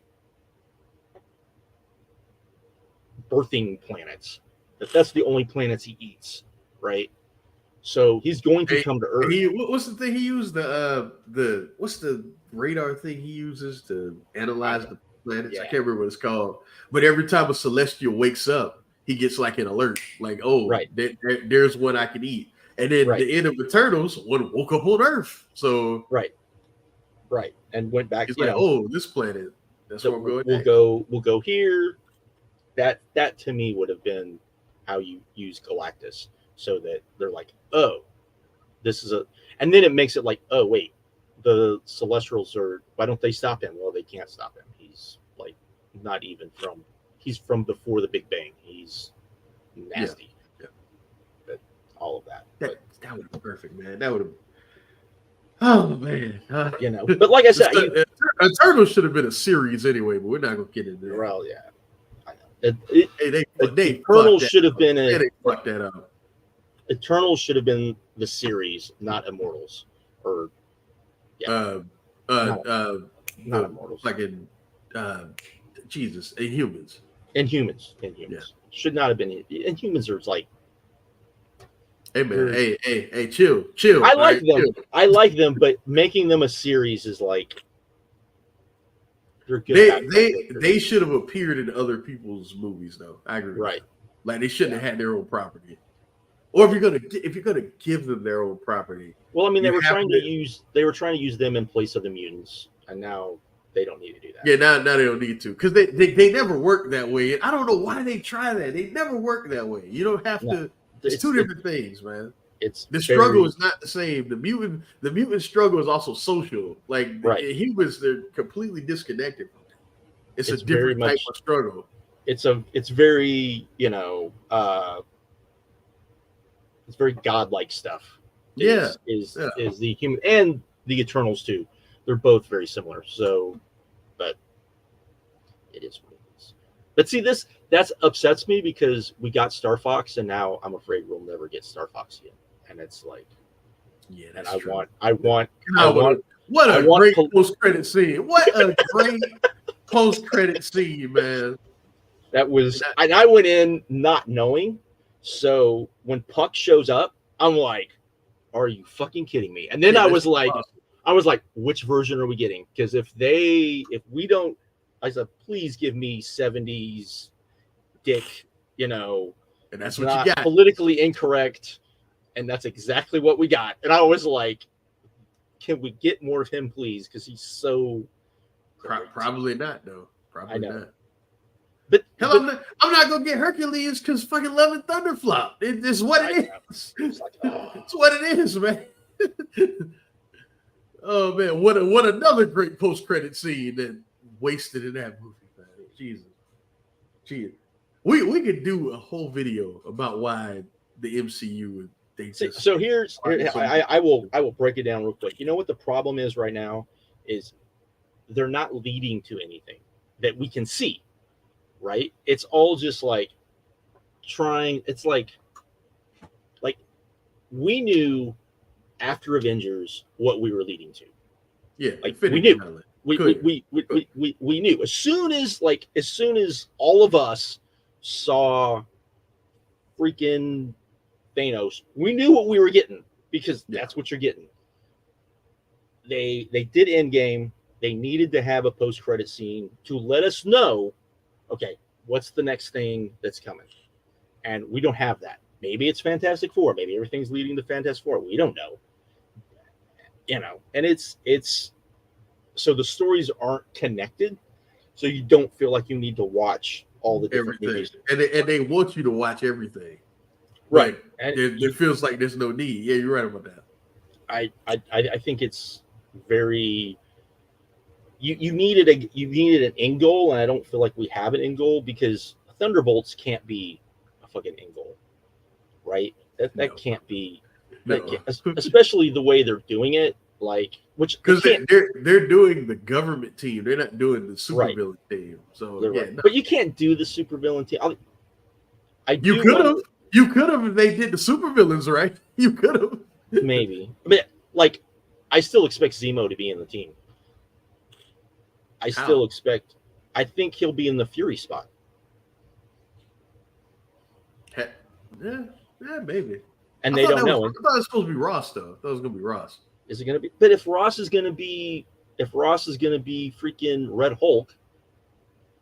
So they are doing Red Hulk. Yes. So Harrison Ford is going to be Red Hulk. Because I've got the McDonald's already has the little toys, and they've got okay, and cool. they've got, and I got 2 of the Red Hulks because my daughter was the 10-year-old was like, "Who's this?" I said, "It's Red Hulk." "Who's Red Hulk?" "He's Red Hulk." Okay, so then it can't be Ross because they're not going to give him the Thunderbolts if he's Red Hulk. They're not going to do that. Right. So, but they won't explain probably how he became Red Hulk either. I mean, you've missed all of that, but I hope you come on, man. You have to. You can do it quick. You can be like, look, I've been trying to stop that monster for God knows how long, and the only way I can do it is to turn myself into that monster. Right. I mean, they try to recreate. You can do it quick, but then here's the thing: that don't even feel earned because the Hulk hasn't been that since the first Hulk movie, since the Ed Norton movie. So right. That's the other thing is I think I know you don't agree with me. If they weren't going to turn him back into the Hulk, right? If he was going to be just dopey Banner as Hulk and not even a merge of everybody. He's not even Professor Banner. He's not even Professor Hulk. I don't know what that is. So weird, man. Then evil Hulk has to be a thing. It has to be a thing. Here he goes, man. I'm just saying, it has to be a thing. It's been good, Josh. When has that been good? Ever? It was good the first time. It was good the first time. See, he wants them to do Maestro. That's what he wants them to do. And yes, that was good. But I don't think they've earned it. I don't think they earned that either. There's been no tease to that, nothing. They haven't earned that. That's the thing. That's the biggest problem with the MCU. They're doing things that they just have not earned yet. Before when they got the stuff, it felt like they earned it. The natural, way to go. But now it's like they're just doing things, and it's like, where did this come from? Where did this come from? Like I love I love Moon Knight, the character, but if you watch the series, it's like we kind of already have something like this in this universe. So Right. why Moon Knight? It's I weird. I did not like that we got modern New Knight right away. I felt we needed Exactly. that. I Yeah. felt like we needed classic Moon Knight, and then maybe if you planned a second season, you could be like, oh, we'll do modern new, like at the very end, we'll do that his mind Like shatters. And, he has to go through something to get right, to that right, and he didn't go through anything. Because you're right. The original Moon Knight wasn't the one with the fractured psyche. Like it was everything he went through before that pretty right, much turned his brain into mush, and now he's the right, man. right. They And need us in then the room. They need us in the room, Josh. that because I was like, you can do this, but you can do it like at the end, which is kind of what they did, but they started doing the split personality thing right away. They And did they're it like, in the first episode. right. And it's like, can't we wait on this until like, everything kind of happens. But I mean, yeah, they did earn that. Like, I'm glad they're bringing Daredevil back. It'll be interesting to see like what they do, though. Are you glad? Are you? I'm I'm glad. glad. I'm glad because I I'm love the actors and I love that original show. I love it. The It's my original show favorite. was like It's so my good, favorite Marvel so thing. good. Period. But But I I'm a do. little worried with this current regime. Are we going to get just because I just want them to continue what they were doing? That's all I want. Well, let me ask you: I'm not sure. if they, whatever the next Spider-Man movie is, it's got to be Kingpin, right? It's got to be like, Yeah, that's the only villain that would make sense for where he's at. Honestly, right, where he's got to have be to like, be. Or it'd have to be someone similar, someone that's just like a crime boss. It can't be like. nah, it's got to be You Kingpin. Like, I mean, I'm with you, but I don't know. and it's got to be that ending where he figures out he can't just like beat Kingpin. You know what I mean? Like, Yeah, you got to like deconstruct the empire. yeah, right. That he's got to be like, oh, this is that there's more to this than that sort. Because I mean, you He's could too do connected. They did it in Daredevil. They do the same right. thing with Spider-Man. Yeah, Because you could do like Hammerhead, or you could do the Rose, or you could do. I'm trying to think. Silvermane, all Yeah, them, you could do. I mean, Smythe, and all them. You could. but you could. But I would just do. Kingpin. Just don't waste no time. Just do Yeah, Kingpin. just give the dude is awesome in the character. Give him the movie Payday. You know. Yeah, I'm with you. I'm with you. And then have Charlie Cox was in the last one. Have him be in this one. Have him befriend Spider-Man. Yeah, man. Right. And have him be the one to be like, hey, you can't just go in and bash heads. This isn't gonna work. Wow, because no one remembers fucking Peter and Spider-Man, but right. He could be like, you're new here, even though he's not, but right. like you're new here. But while the Avengers were out, saving the world and all that stuff, me and some of my friends were fighting guys like the king, the Kingpin. So you don't know how this world works. I know how this world works, and yeah. And then I think you get that separation between the Avengers and Spider-Man, which should have always been a thing. Which have always been a thing, because it's always been a thing. He's never been like he's a. It's member. Only worked one time. It's only worked. Him being a member has only worked one time, and it only worked for a little bit. Exactly. That was the other thing. It didn't work for the whole thing. It worked for it worked because you had this weird team and that's you basically had an all-star team. Because the whole thing was that they needed Spider-Man. When they didn't need Spider-Man anymore, he didn't need to be on the team anymore. Right. Because he's like he doesn't work. One of the things with Spider-Man is he doesn't work well with a team. Like that's one of the things, because he's used to working by himself, and everyone finds him annoying. That's the other thing that gets lost. You kind of got that in the movies a little bit, because they would always point like how young is he, blah blah blah. But in the comics, everyone kind of finds his mouth way too annoying, and they're like, like they know why he does it because they know why Deadpool does it. It's the same exact reason. So, Yep. Man, we just got on here to talk about X-Men 97. What else on your mind, Josh? I'm trying to think of what else. What else have you read anything recently? Lately, I've been reading. I read The Inkle again, which if you've never read that, people should read that. Well, I mean, I've been reading IDW's TMNT to try and catch up to where they are. I don't think I'm ever gonna catch up because it's just too daunting. But man, that book lost its mind about halfway through it.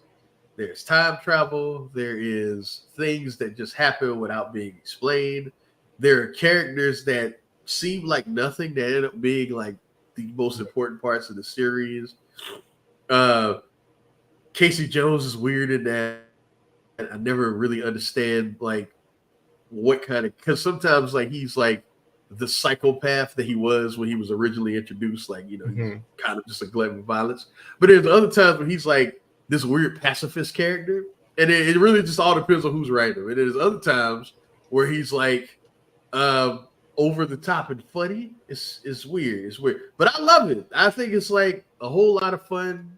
It's really good. I would recommend that. Been reading Transformers also. I know Dan has talked about it a little bit in the Discord, and it feels like the 80s show. It feels like, honestly, what if you grew up with the 80s show and you're an adult now, like it feels like that's honestly what, because Transformers in the IDW series, which I do like, it was so many things, but it was never.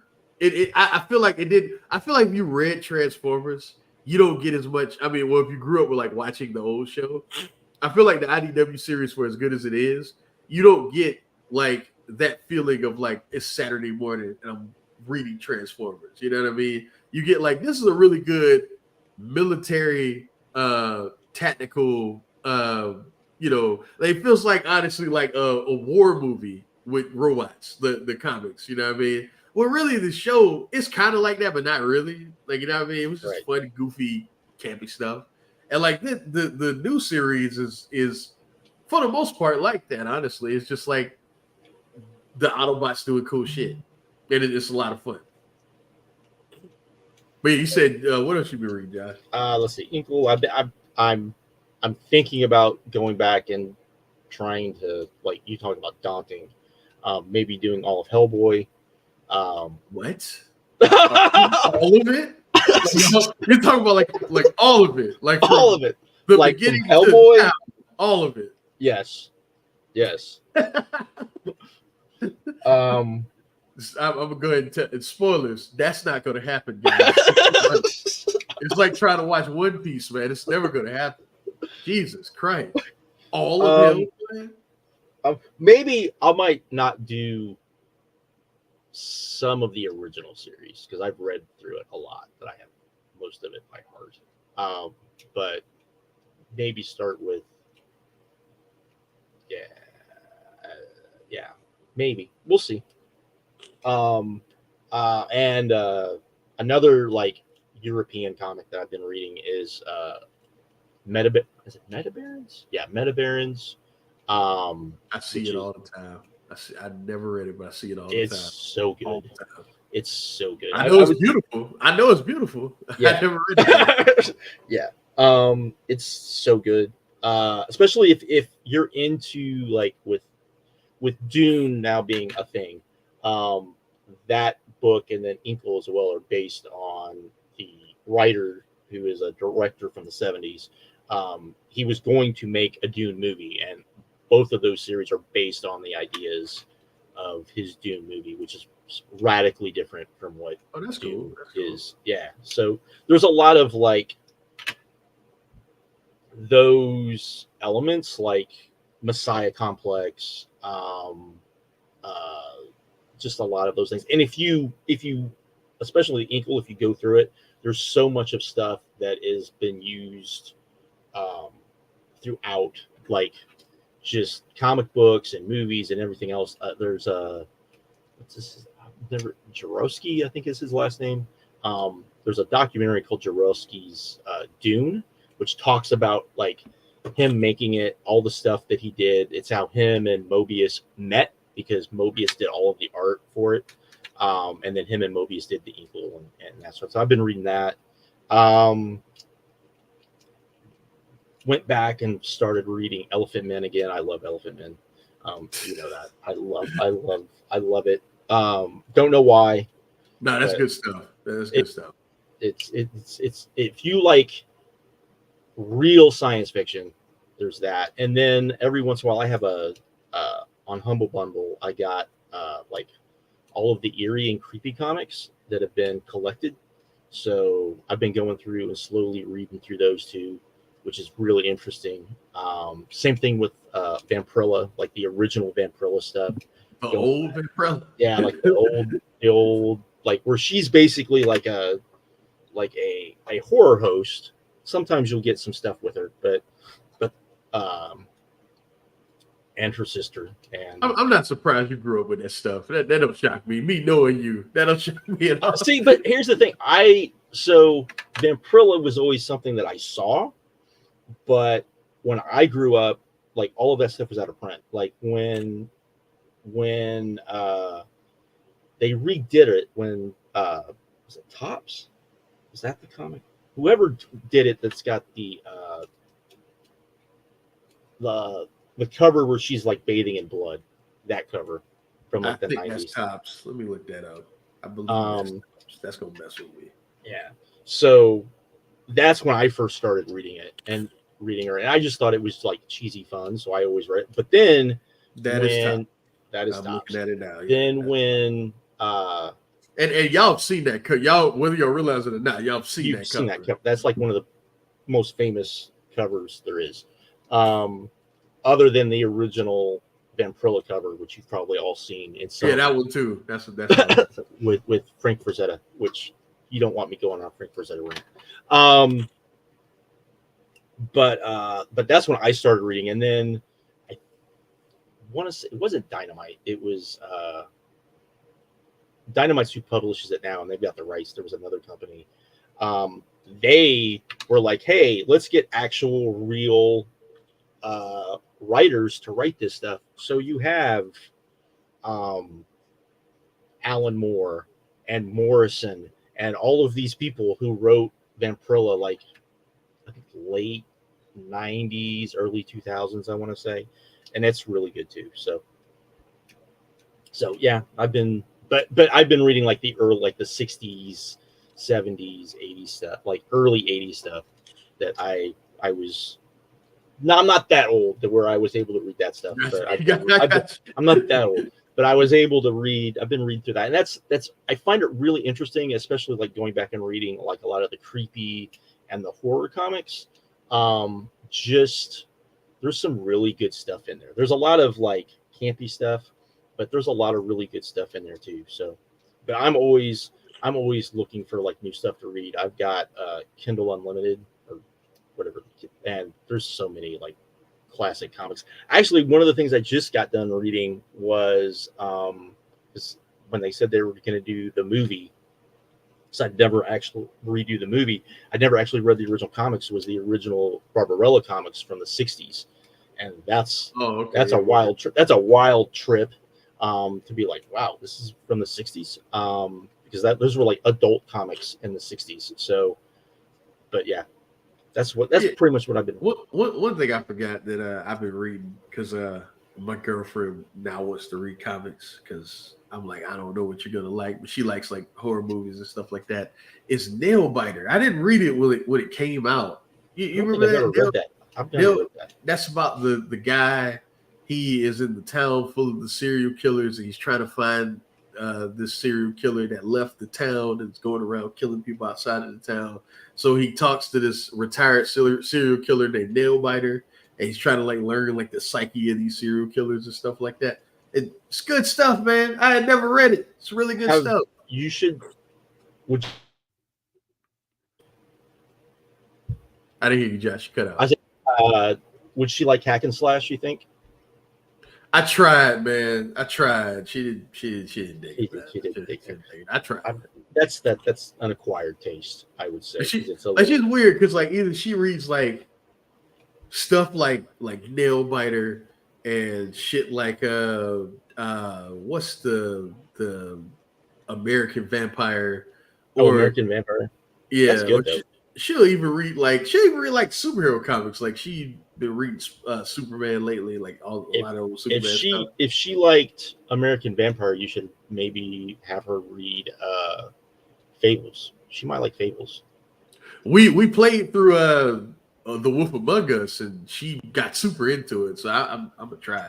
I don't know. She's weird when it comes to reading stuff, but when she does, she'll check stuff. First 100 issues of Fables is good. About as great as comics get, man. About as great as comics get. I would say the first 100 issues. Definitely the first 50 issues. I would say all the way until the moment you find out who the adversary is probably the best comics have ever been, ever. Oh yeah, that's true. Like the reveal of the adversary might be the best reveal in comic book history. Because it is so goddamn obvious, and I still didn't see it coming. I agree. So I think it was like, oh, it's going to be this, it's going to be this, it's going to be this. And then you're like, oh. Clearly it's, I don't want to ruin it, but it's like, because two things happen, Josh, we're like, oh, that's weird. And then we find out who it is, like, oh, well, obviously it would be, Right. I didn't even think about that shit, man. Right. And just weird. The problem with Fables, though, is that the second antagonist just isn't as good as that one. Well, like I said, I would say that's why I said the first 100 issues, because you get like the first 50 are excellent. And then I think it probably should have been, and I think they said they wanted it to end at 75, and then DC wanted them to keep going. And then it starts like really losing steam about issue 100. But I think the Sleeping Beauty series is actually pretty good. Oh yeah, that's good stuff. Yeah, because Jack series is good too. Jack of Fables, that's good because too. For those that don't know, so it's Fables is all of like your Fables, right? And there's one Jack who's Jack of every Jack story. In every fairy tale, it's the same Jack. Guy. Prince Charming is the same way. Same guy. Prince Charming he's a hoe. Yes. So, and the thing is like, or not Sleeping. I said Sleeping. Well, Sleeping Beauty's good, but I was thinking Cinderella. Cinderella's the one I was thinking of. Yeah, she's fascinating. Okay. She's interesting because of all of his princesses. She makes the point that like, he was destined for Snow White. He was destined for Sleeping Beauty. He was, but he picked Cinderella. That was kind of the difference. Like she's like, I'm the main one. Yeah, I remember that now. I remember that. Yeah. She's like, he picked me. And of course, now Beast is Beast. He's not Prince Charming. Beast is Beast. And that's a totally different thing too. But awesome character, by the way. Yes, often, like a character you don't think is going to be anything, and turns out, just like Little Boy Blue, you don't think it's going to turn out exactly. To be anything. Yo, Little Boy, they wouldn't have won if it wasn't for Little Boy Blue, man. Seems like a throw. They wouldn't have won without him, man. Yeah. It's just complete. Like it's all. Just so good. And Big Wolf is one of the greatest protagonists in all the comics. Yeah. Amazing character. Yeah. And his story with Snow White's is really good. I don't want to ruin anything, but yeah, Josh you know what's going as soon you know how it's gonna go, but getting there is pretty great. And even Red Rose's story I think is pretty good. I like there's layers to all of the stories, and it's like really good. Like that because I was sold on that earlier. The first arc in Fables is pretty much like when they introduce Rose Red. I don't want to ruin that, but like that's what I was sold. I was like, oh, okay. this is, and then when is it? Oh yeah, it's and when Little Red Riding Hood shows up, that's Oh, in the what's called the farm in the farm, yeah, yeah, yeah, yeah, yeah. that's Little great. Red Riding That's Hood's a psycho, y'all. She's a psycho, y'all. Man. when she shows up, when I'm trying to think of the other one that showed up, but but yeah, the farm. I even forgot about the farm. The farm is just an awesome concept too. But Yeah, yeah, I have very few. My one little critique with Fables is I really felt like uh, Puss in Boots needed to be. I understand why they didn't want to like make Puss in Boots a oh, thing in that's Fables. licensing though, man. Yeah, what was going on. He was I, in pop culture yeah, and I stuff. know, He didn't want to but do that. I get that. But it felt like they were missing like him, like he was the thing because I envision him being like the con man, you know, Yeah, especially like in yeah. human form, like especially if he was like in human form, and maybe the one person that they would like not want to be They around. they kind of did that with Jack though, Yeah, like kind of a but little bit. kind of like similar to Jack, but more slick than Jack because Yeah, Jack was like would always have bad things end up happening. Where like the thing with Puss in Boots is, would if you know the story of Puss in Boots, always got out of yeah, yeah. you know. The second season of the game, they're doing the Wizard of Oz. Are they? Yeah, did you see the trailer? They Uh-uh. got Dorothy's in it, the Tin Man, the lot. I can't wait for that shit, man. Cannot wait. But yeah, Fables. If you hadn't read it, Right, yeah, right. top, top, top It's tier. One top of the top greatest of all top top time. tier. But I would but trying to think of what. Yeah, that's it. I mean, if she likes, so I was thinking hack and slash if she liked horror comics because that's pretty. That's horror comics to a T, Yeah, yeah. or something like I wish you could find it now, but you can't find it anymore. You can find Jason versus Freddy comics, but you can't find the Ash versus Freddy versus Jason comic, which is Oh, you can find it, but oh not. yeah, you're gonna be on the high seas to Yeah, find it. you can find it. I remember those. I remember those. I remember those. but that's just fun. But yeah, I don't. But that's pretty much it. Yeah, I've been reading a lot of old stuff, so just and stuff that like kind of predates me a little bit. I went back like a year ago. I went back and I read a lot of like Frank Frazetta. I'll bring that up. Frank Frazetta comics, like when he was doing comics, which is Yeah, that's interesting. old. That's old. Yeah, that's old. That's like 50s, Yeah, and that's old. but his art is like so not 50s. Then it's kind of crazy. I would say I it's did also go back and read since we're talking about old comics. I did go back and read the old Astro Boy manga, the oh yeah, greatest robot on Earth.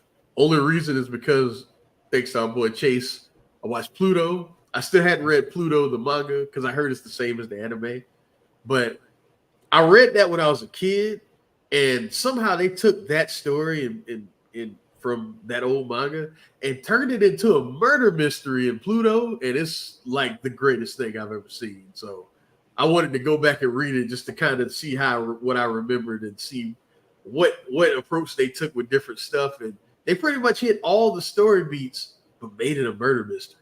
It's fucking amazing, man. oh And the old book is really because that book is like the it's like first like team 60s, up. right? Yeah, that's like yeah, 60s. That's like the first team up comic like ever. Because they had like all those like robots from like the other like popular Right. manga back in the day, because it was Astro Boy, and then you had Hercules also, and then you had Mo Block in there, and then you had what was the other one? The one that Gazette is named after in the Oh anime, but I think it's Geisinger or something like that. Something yeah, like that. Geisinger, and then Yeah. there's different ones, but yeah, Yeah, and that was the first time they all came together to fight this robot Pluto, and they do that in the show, but different. And I loved it, man. I loved it. Yeah, and that book it's important. You all should read it. I don't think it aged not that well, but still, it's I mean still if everybody should read it. I mean you go back and read like a manga, you go back and read I need to go back and like reread the series again. But Lone Wolf and Cub, which Oh is yeah. just that's just Yeah. and then I just actually got done. I forgot about this. I just actually got done doing a reread of Berserk. Love Berserk. Berserk is like, and See, and I never read it all. I never. oh, it's so good. It's so I especially know it is. I know it is. it's so like for me to hype up a manga is says a lot, and that is legit great literature. I will say that it is so good. Um, but yeah, yeah, and then the the To the want to read the, some the, manga, the read Hero. little kid is reading My Hero Academia. She's on like book 12 right now, I think. So I mean, it's the same as the anime, but what? Oh, I know, but she's reading. That's all I care about. But yeah, because we watch that, that's if I watch the anime, I have to watch it with her. So I can't always like be like on top of it, and of course I can't watch. I have to watch it dubbed, so I have to wait. So that's kind of sucks. But I actually like the dub. I didn't expect to, but I actually do like the dub. Once you get used to the anime of it all, it's a good right, dub. right, Because it's something about modern anime. Everything has to be loud. everything's Everything. being loud, and the like, and like I don't like this. Like my biggest thing with like modern anime is the comedy that I just don't like. In You're like not even Japanese, Josh. You're not I'm like, what the fuck? I'm like, this is a serious thing, and we have to do like a comedic. What is this? What is this? I think It Hero Actor does a better job than most of it them with does that. it does. It's not like the and the comedy is usually like reactions, or it's usually the romance stuff is usually the comedy, and it's not overly horny either. That's the Hell, other the good comedy is thing. why I stopped watching Dragon Ball, but I couldn't deal with it no more. I couldn't. Had to get out of there, It's not man. like, but yeah, that's what I've been. Yeah, I just got done doing a reread of all of what's out of Berserk, and it's still just such a great story. So, how far have you read into it? Berserk. Uh, let's see, all the way until the original anime ends, and I believe like a couple arcs after that. I After guess. that? Yeah, I believe. So while I she's don't know, man. That was when I swore off manga for a bit. So eventually, I I will will say, read it. if you read Berserk, get ready. It is not a happy story. I'll just put it that way. It is not a happy story. I mean, I expected But that. no, but I mean, you go into it like, oh, this is like, as it progresses, you're thinking, oh, it's going to go one way, and then it gets to the point where it goes a completely hellish way, and Okay. it's just and then you're wondering, okay, how are characters when certain characters finally get over that? How are they going to react? How are they going to, all of that thing? There's a pretty good time jump between things because crazy shit happens. Um, the person you think is the hero is not a hero at all. Okay. Okay. I will read it. I know I will. That's one of those things that And that's fine. I just I I gotta just love commit it. to it. I just love it. I just I gotta commit to it because I've told myself for years I'm gonna read Berserk and I never have. So I will one I day. mean, it's One an of, I will one of say these it's an days I'll easy be like, read. Josh, I read it. I will say it's an easy read. I will say that. So, but, Well, yeah, but because no one talks. yeah. Well, I No, mean, there's parts like later. There's parts where they start talking, so it's not okay, all all just right. bloodshed and fighting. It's there's a lot more dialogue. Hell, Gut says like 5 words in the whole original anime. No, I'm joking. It's Like not like that like, bad, like but he don't talk much. he doesn't talk much, but like after the anime ends is where the story like really picks up because like there's elements to like his journey and to what's her, I can't think of her name, the main female, her like and everything she goes through, which is just insane. And I will say this: it is definitely not a, especially the second half is very traumatic reading. I will say that because there's a lot of stuff. So I will check it out. I don't know when, but it'll happen. All right, what else do we have, Josh? Because now we're just going through stuff. I know. I think that's it. I think that's all I got. But yeah, Xmen '97, great stuff. Like you said, maybe the best non-comic book X-Men thing there is. I can't think of anything else, man. I can't think of anything else either. I can't think of so good. Like, and just like I said, all the stuff that's like from the like, if you're a comic book fan and you watch it, there's so much little things that are in there that are just like for you, like the cameos, like you said, all of the stuff. Whatever era that you identify yourself as X-Men fan, you will get served in some way in that show. Yeah, in some way they will serve you. Like especially when they're on Genosha. Oh my god, that was all that stuff. Like I would go. It was basically the Hellfire Gala. That whole episode was Hellfire Gala. And that's awesome. I went through and like started like doing like screen by screen just so I could see like frame by frame, because like there's so much like hidden stuff in there. It was kind of crazy. And then like you said, like the Hellfire Gala, it was just cool seeing like see, now we're talking again, but I just it was cool seeing Exodus just like hang out with everybody. I was like, right. This dude who is more powerful than most of the people here. Right. I was hanging out with everybody. I saw him and I'm like, why is he not like in the room with Magneto in them? Yeah, because he's like he's way more powerful than all these people you hang out with. We got to see Emma change into her diamond form. Oh, I forgot about that. Yeah, she found the other mutation. Like she found it. That's how she survived. And I think they made a point for you to see that she made it out alive and Shaw made it out alive. You're right. I think that will matter. I don't know how, but I think that'll matter. Oh, I figured. I found it weird that Jean and Scott are the ones that found her. Yeah, you're right. Scott was like a telepath, and then it was Emma. Yeah, it was Emma, and you're like, Now that might bother some people because some people don't like that whole period. I don't like that period. I don't. But that's a me thing. But I mean, I don't. It was a cool idea. It was a. Cool I don't hate it. I'll put it that way. I don't hate it. My biggest problem with it was when they did House of M, and somehow Scott still winds up with her, and I'm like, and the whole concept of House of M, it's like give you what you want. Yeah, it's like give you what you want. He don't want you. He wants. Yeah, he wants G. Yeah, he wants G. What are we doing? What are we doing? Do you think they do House of M? Because it seems like they're setting up a lot of stuff.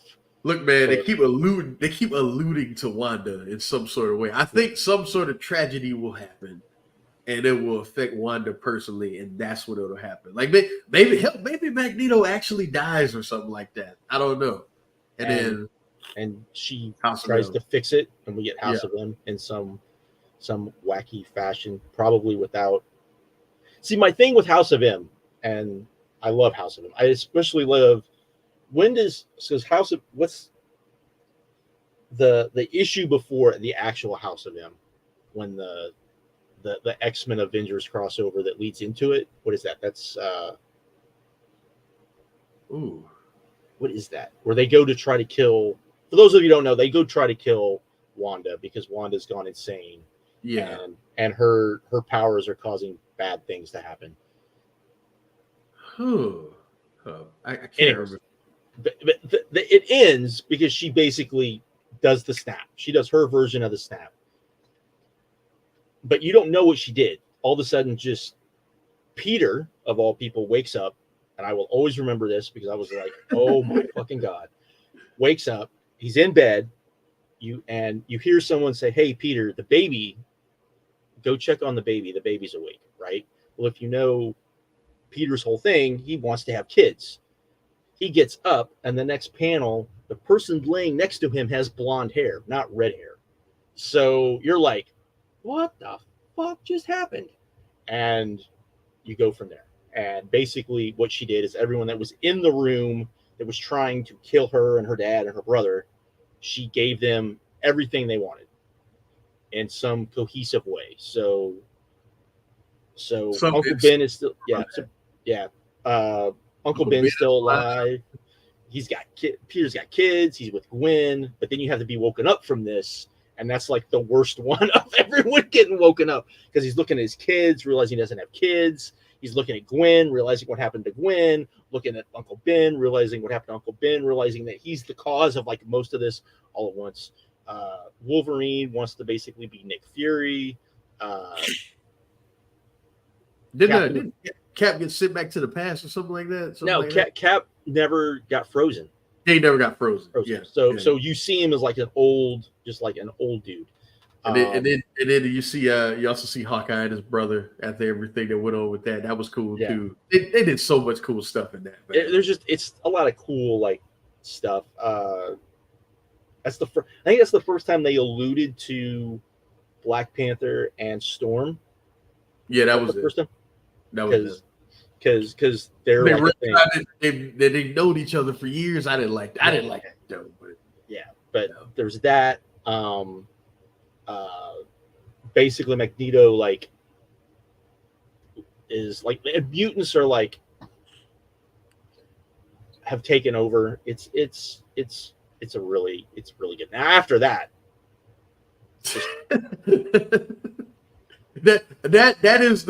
that's true. After House of M, that is probably the darkest point of X-Men, the main X-Men continuity. Right. In like the history of the franchise. Like you get the vampire bullshit. You get and they're roped into too much of like the stuff with the Avengers and stuff. Right. Like they're trying to connect everything and it's never really worked that way with the X-Men before. You get like we talked about before, Wolverine, the James Wolverine. Yeah. That was right at that was right because the thing is when they fix everything, right? Not everything gets fixed. A bunch of the mutants aren't mutants anymore. And then Wolverine's still a mutant, but he has all his memories. And so he like remembers everything. And so he was like, what the like? And he's like, I remember everything. Right. He's like, I remember everything. But yeah.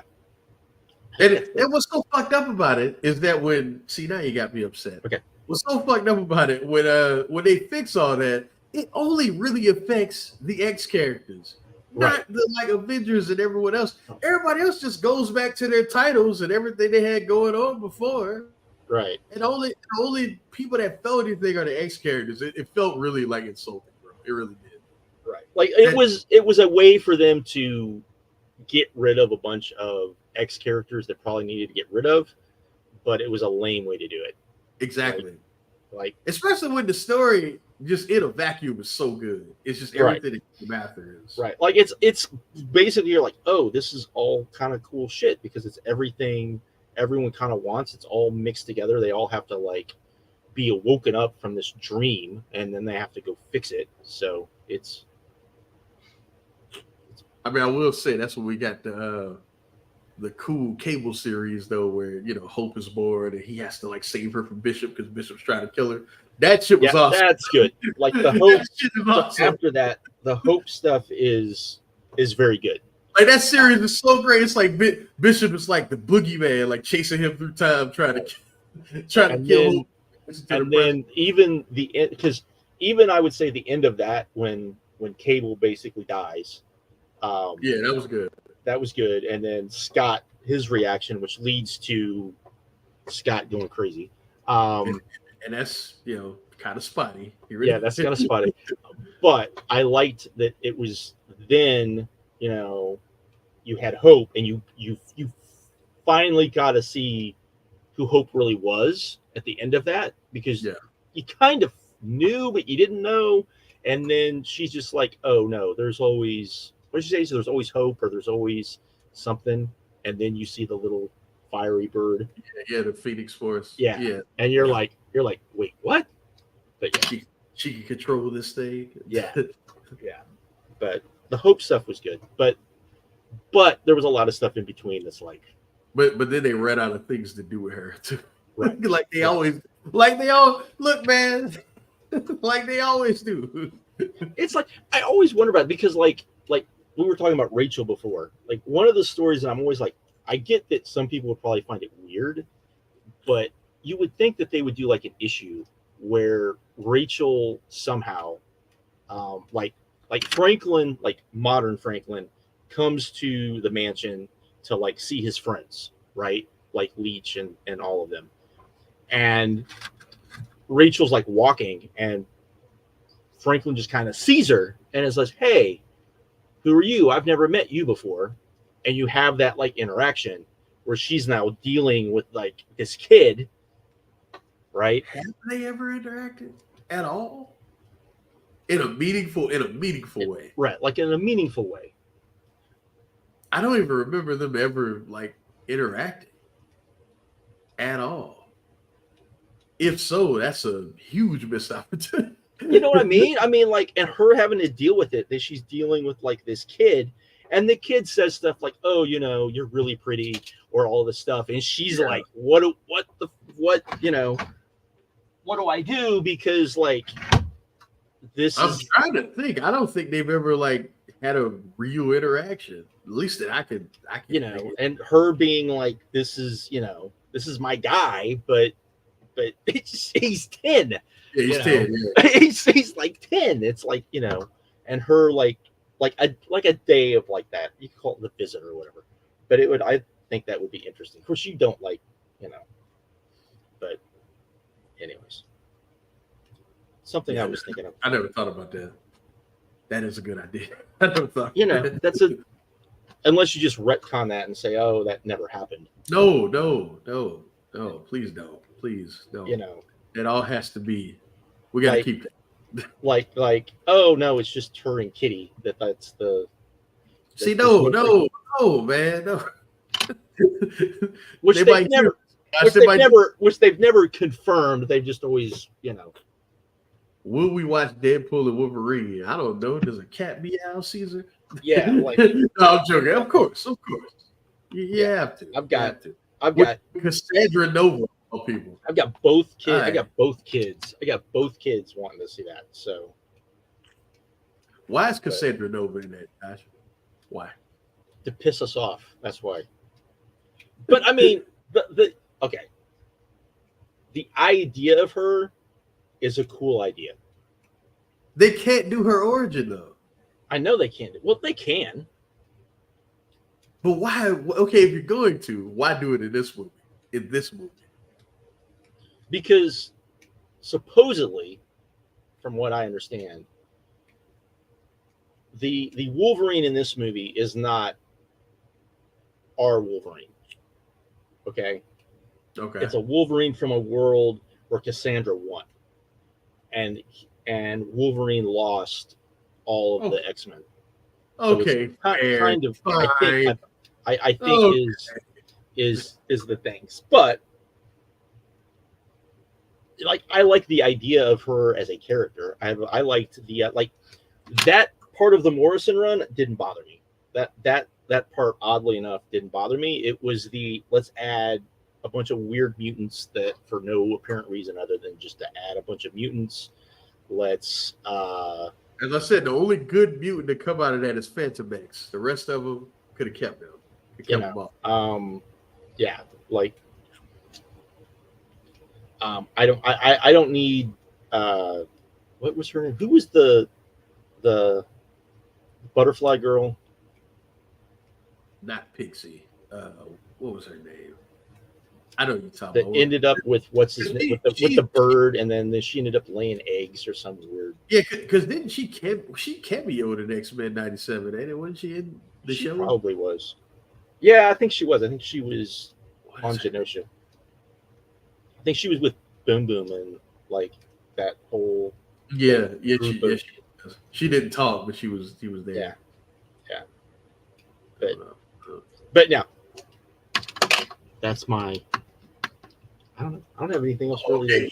Okay, Butterfly. That's her name. Butterfly, yeah. Yeah, that's her name. And then she had whatever with the bird dude, and she laid eggs, like She lays shit like eggs. that, like shit like that. It's like, Grant, we're not doing Invisibles. Let's This is dial still it back. It's like that's always been my issue with him. This is still a comic book, sir. Like what are you like, we're still Let's reading dial it back. comic books, sir. Let's dial it back. Let's dial it back a little bit. But no, I think that's all I got. Yeah, same. But take some Zyrtec. Take some Zyrtec. Yeah, I'm gonna go sleep.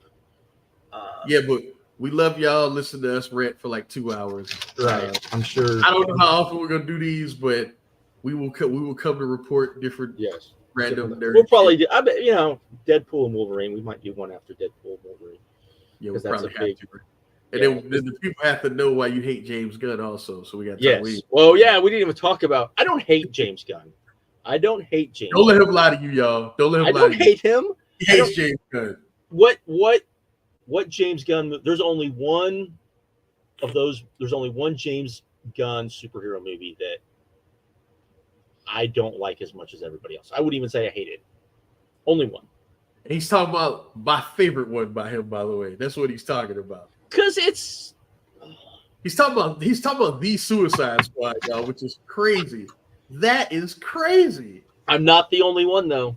Y'all are crazy. All y'all not the only one. Like, but I get why people like it. Like, I completely get why people like it, but I just can't deal with James Gunn like unhinged. And my thing with him, here's my thing. I will go in with an open mind. My problem is him saying he wants to do an Authority movie. I know what's coming.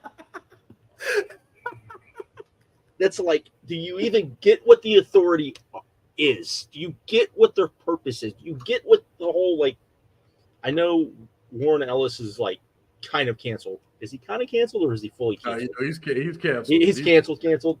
I get that. But the point of them was to make a point about the Avengers and about JLA and what they should be doing and what a team like that would actually be, and kind of be not satirical about it, but like I'm worried they're getting their own movie this early. Like that. That's what I mean.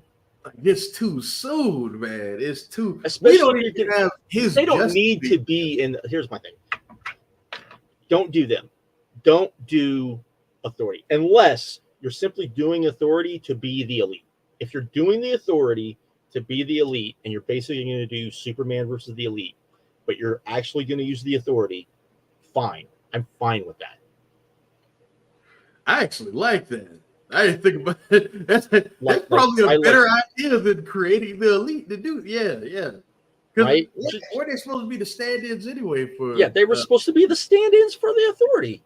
Yeah. You had the English like punk dude, which is basically Jenny Sparks, the original Jenny Sparks, or Jenny Sparks. You had who were the other two members of the elite? I don't remember, but that's the one that did all the talking. Manchester Black did all the talking. So yeah, Manchester Black. Yeah, but he was supposed to be Jenny Sparks. Wasn't the other one like the engineer? Wasn't like an engineer take off? Yeah, it was an engineer, and then it was the electric. Was what? It was the one with the electric powers too. It was. God damn it, Josh! You gonna make me look up more stuff. What? Well, Jenny Sparks had the electric powers. Yeah. Engineer. Was it the Doctor? Let's see. The lead. Yeah. They had the one that was the chemist. So the Doctor. Yeah, the Doctor. Who would be the Doctor? Okay. And they had Vera, who was the cyborg of the group. So that's engineer, and then they had the magic one, with the one with the magic hat, And God, I don't remember these characters. It's funny because I love that story, but I don't remember those characters. I don't remember those characters either. I just thought there was 3 of them. I thought it was just like 3 of them. No, it was. But they're Yeah, stand-ins for the Authority. Because to me, It is for if you're going to do the Authority in like the DCU, the Authority kind of have to be villains. You can't have them be, even if they're not villains, they have to be. Maybe they will be. Maybe they will be. Maybe. I mean, see, and I don't hate his movies. I liked Birthright. Birthright, like everyone should go see freaking Birthright. That's great. Well, he did that? Yes. Oh. I didn't even know. Yeah. Evil Superman done well. Yeah. Oh no, that's Brightbird. You talking Brightbird? Yeah, Brightbird. Yeah. I didn't know he did that. I didn't know that. Yeah. Makes sense though. That does make sense. Yeah, I like that too. I like James Gunn, man. Josh doesn't though. I like. Josh has been negative about this shit since all of it was announced. He was like, "Why are they doing this?" I want to know why. What did I say? I said it was. I don't think he'll get Superman right, and I don't have faith he'll get Superman right, and I don't think. And as soon as they announced the Authority, I was like, "Why are we doing this? We don't need to do this." Why don't you think he's gonna get Superman right? I just don't think he'll get Superman right. Watch, he's going to show up in jorts. He's going to show up in jorts. It's going to be Morrison Superman, and I'm going to be like, I told you so. Oh my god! Don't play like that. Oh man, it's especially now that they have came out and said like he is the center of this universe. Like everything will start with Superman. They've come out and said that now. I'm a little concerned. I'm not gonna lie. I'll say that because he should be. I mean, remember the last time they tried this, they instantly went, no, Batman and Superman are the center, not just Superman. So, but Superman should be the center of, like, if you get Superman right, you'll get everything else right. Of course. I firmly believe that. Just like if you get Spider-Man right, you'll get everything else in Marvel right. I firmly believe that. Yes, Sony.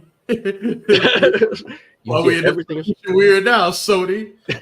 You'll get everything else right. Well, I mean, Sony Animation gets it right.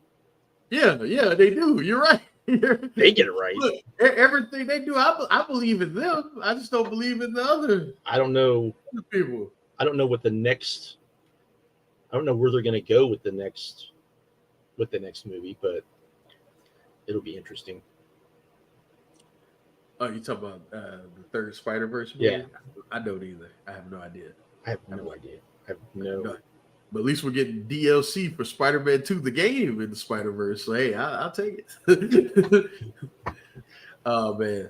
What if I gotta just because I just brought up the Spider-Verse? What if they kill Gwen in the third movie? Well, like Miles is Gwen? Yeah. Oh man!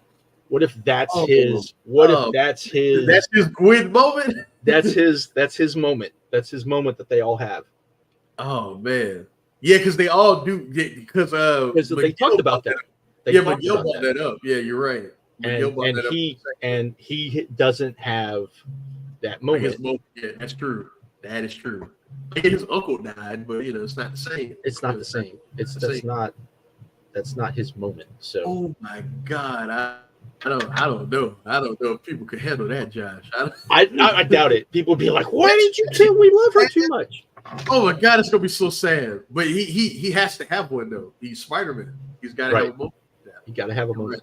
Maybe he doesn't. Maybe he's the one that doesn't. But I mean, I could go on about is Spider-Gwen like the smartest thing to ever come out that no one thought of for like 40 years.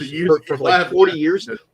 Why has no one done that? It was like wait a minute. What? Why did we? The first time, like, because I wasn't reading Spider-Man at the time, but the first time that I was like, what is this? And they were like, oh, it's Gwen as Spider-Man. And I was like, Gwen? And they're like, yeah. And I was like, what? And they're like, oh, yeah. And so I went back and read, and I was like, this is so brilliant. This is like, We all should have thought of that. Right. We should have had to wait this long to get you. You're so right. You're so right. Travis brought up a good point. He saves his dad but loses her. He feels like he traded a life for a life. That's good. That's very Spider-Man. That's super Spider-Man. Like that's good. I like that. You know. So man, I like that. That's good.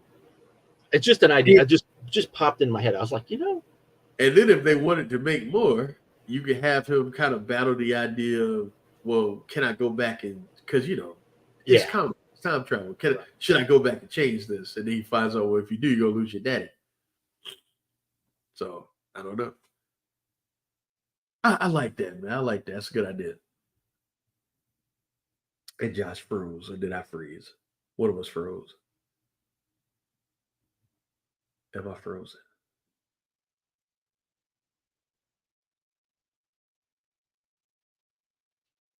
Oh shit! What happened? What happened?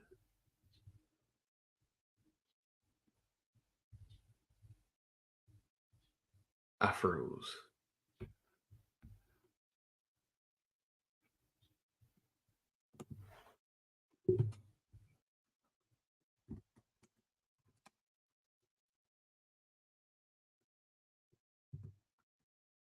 Ah, man, it was Josh. It was Josh. Can y'all hear me? I can't stop the show. If it's still going, I can't stop it.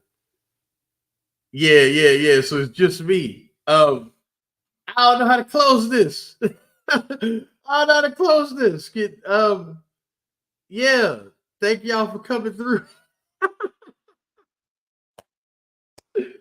Oh man, I'm still live. I don't have control. Thank y'all for coming through, I guess.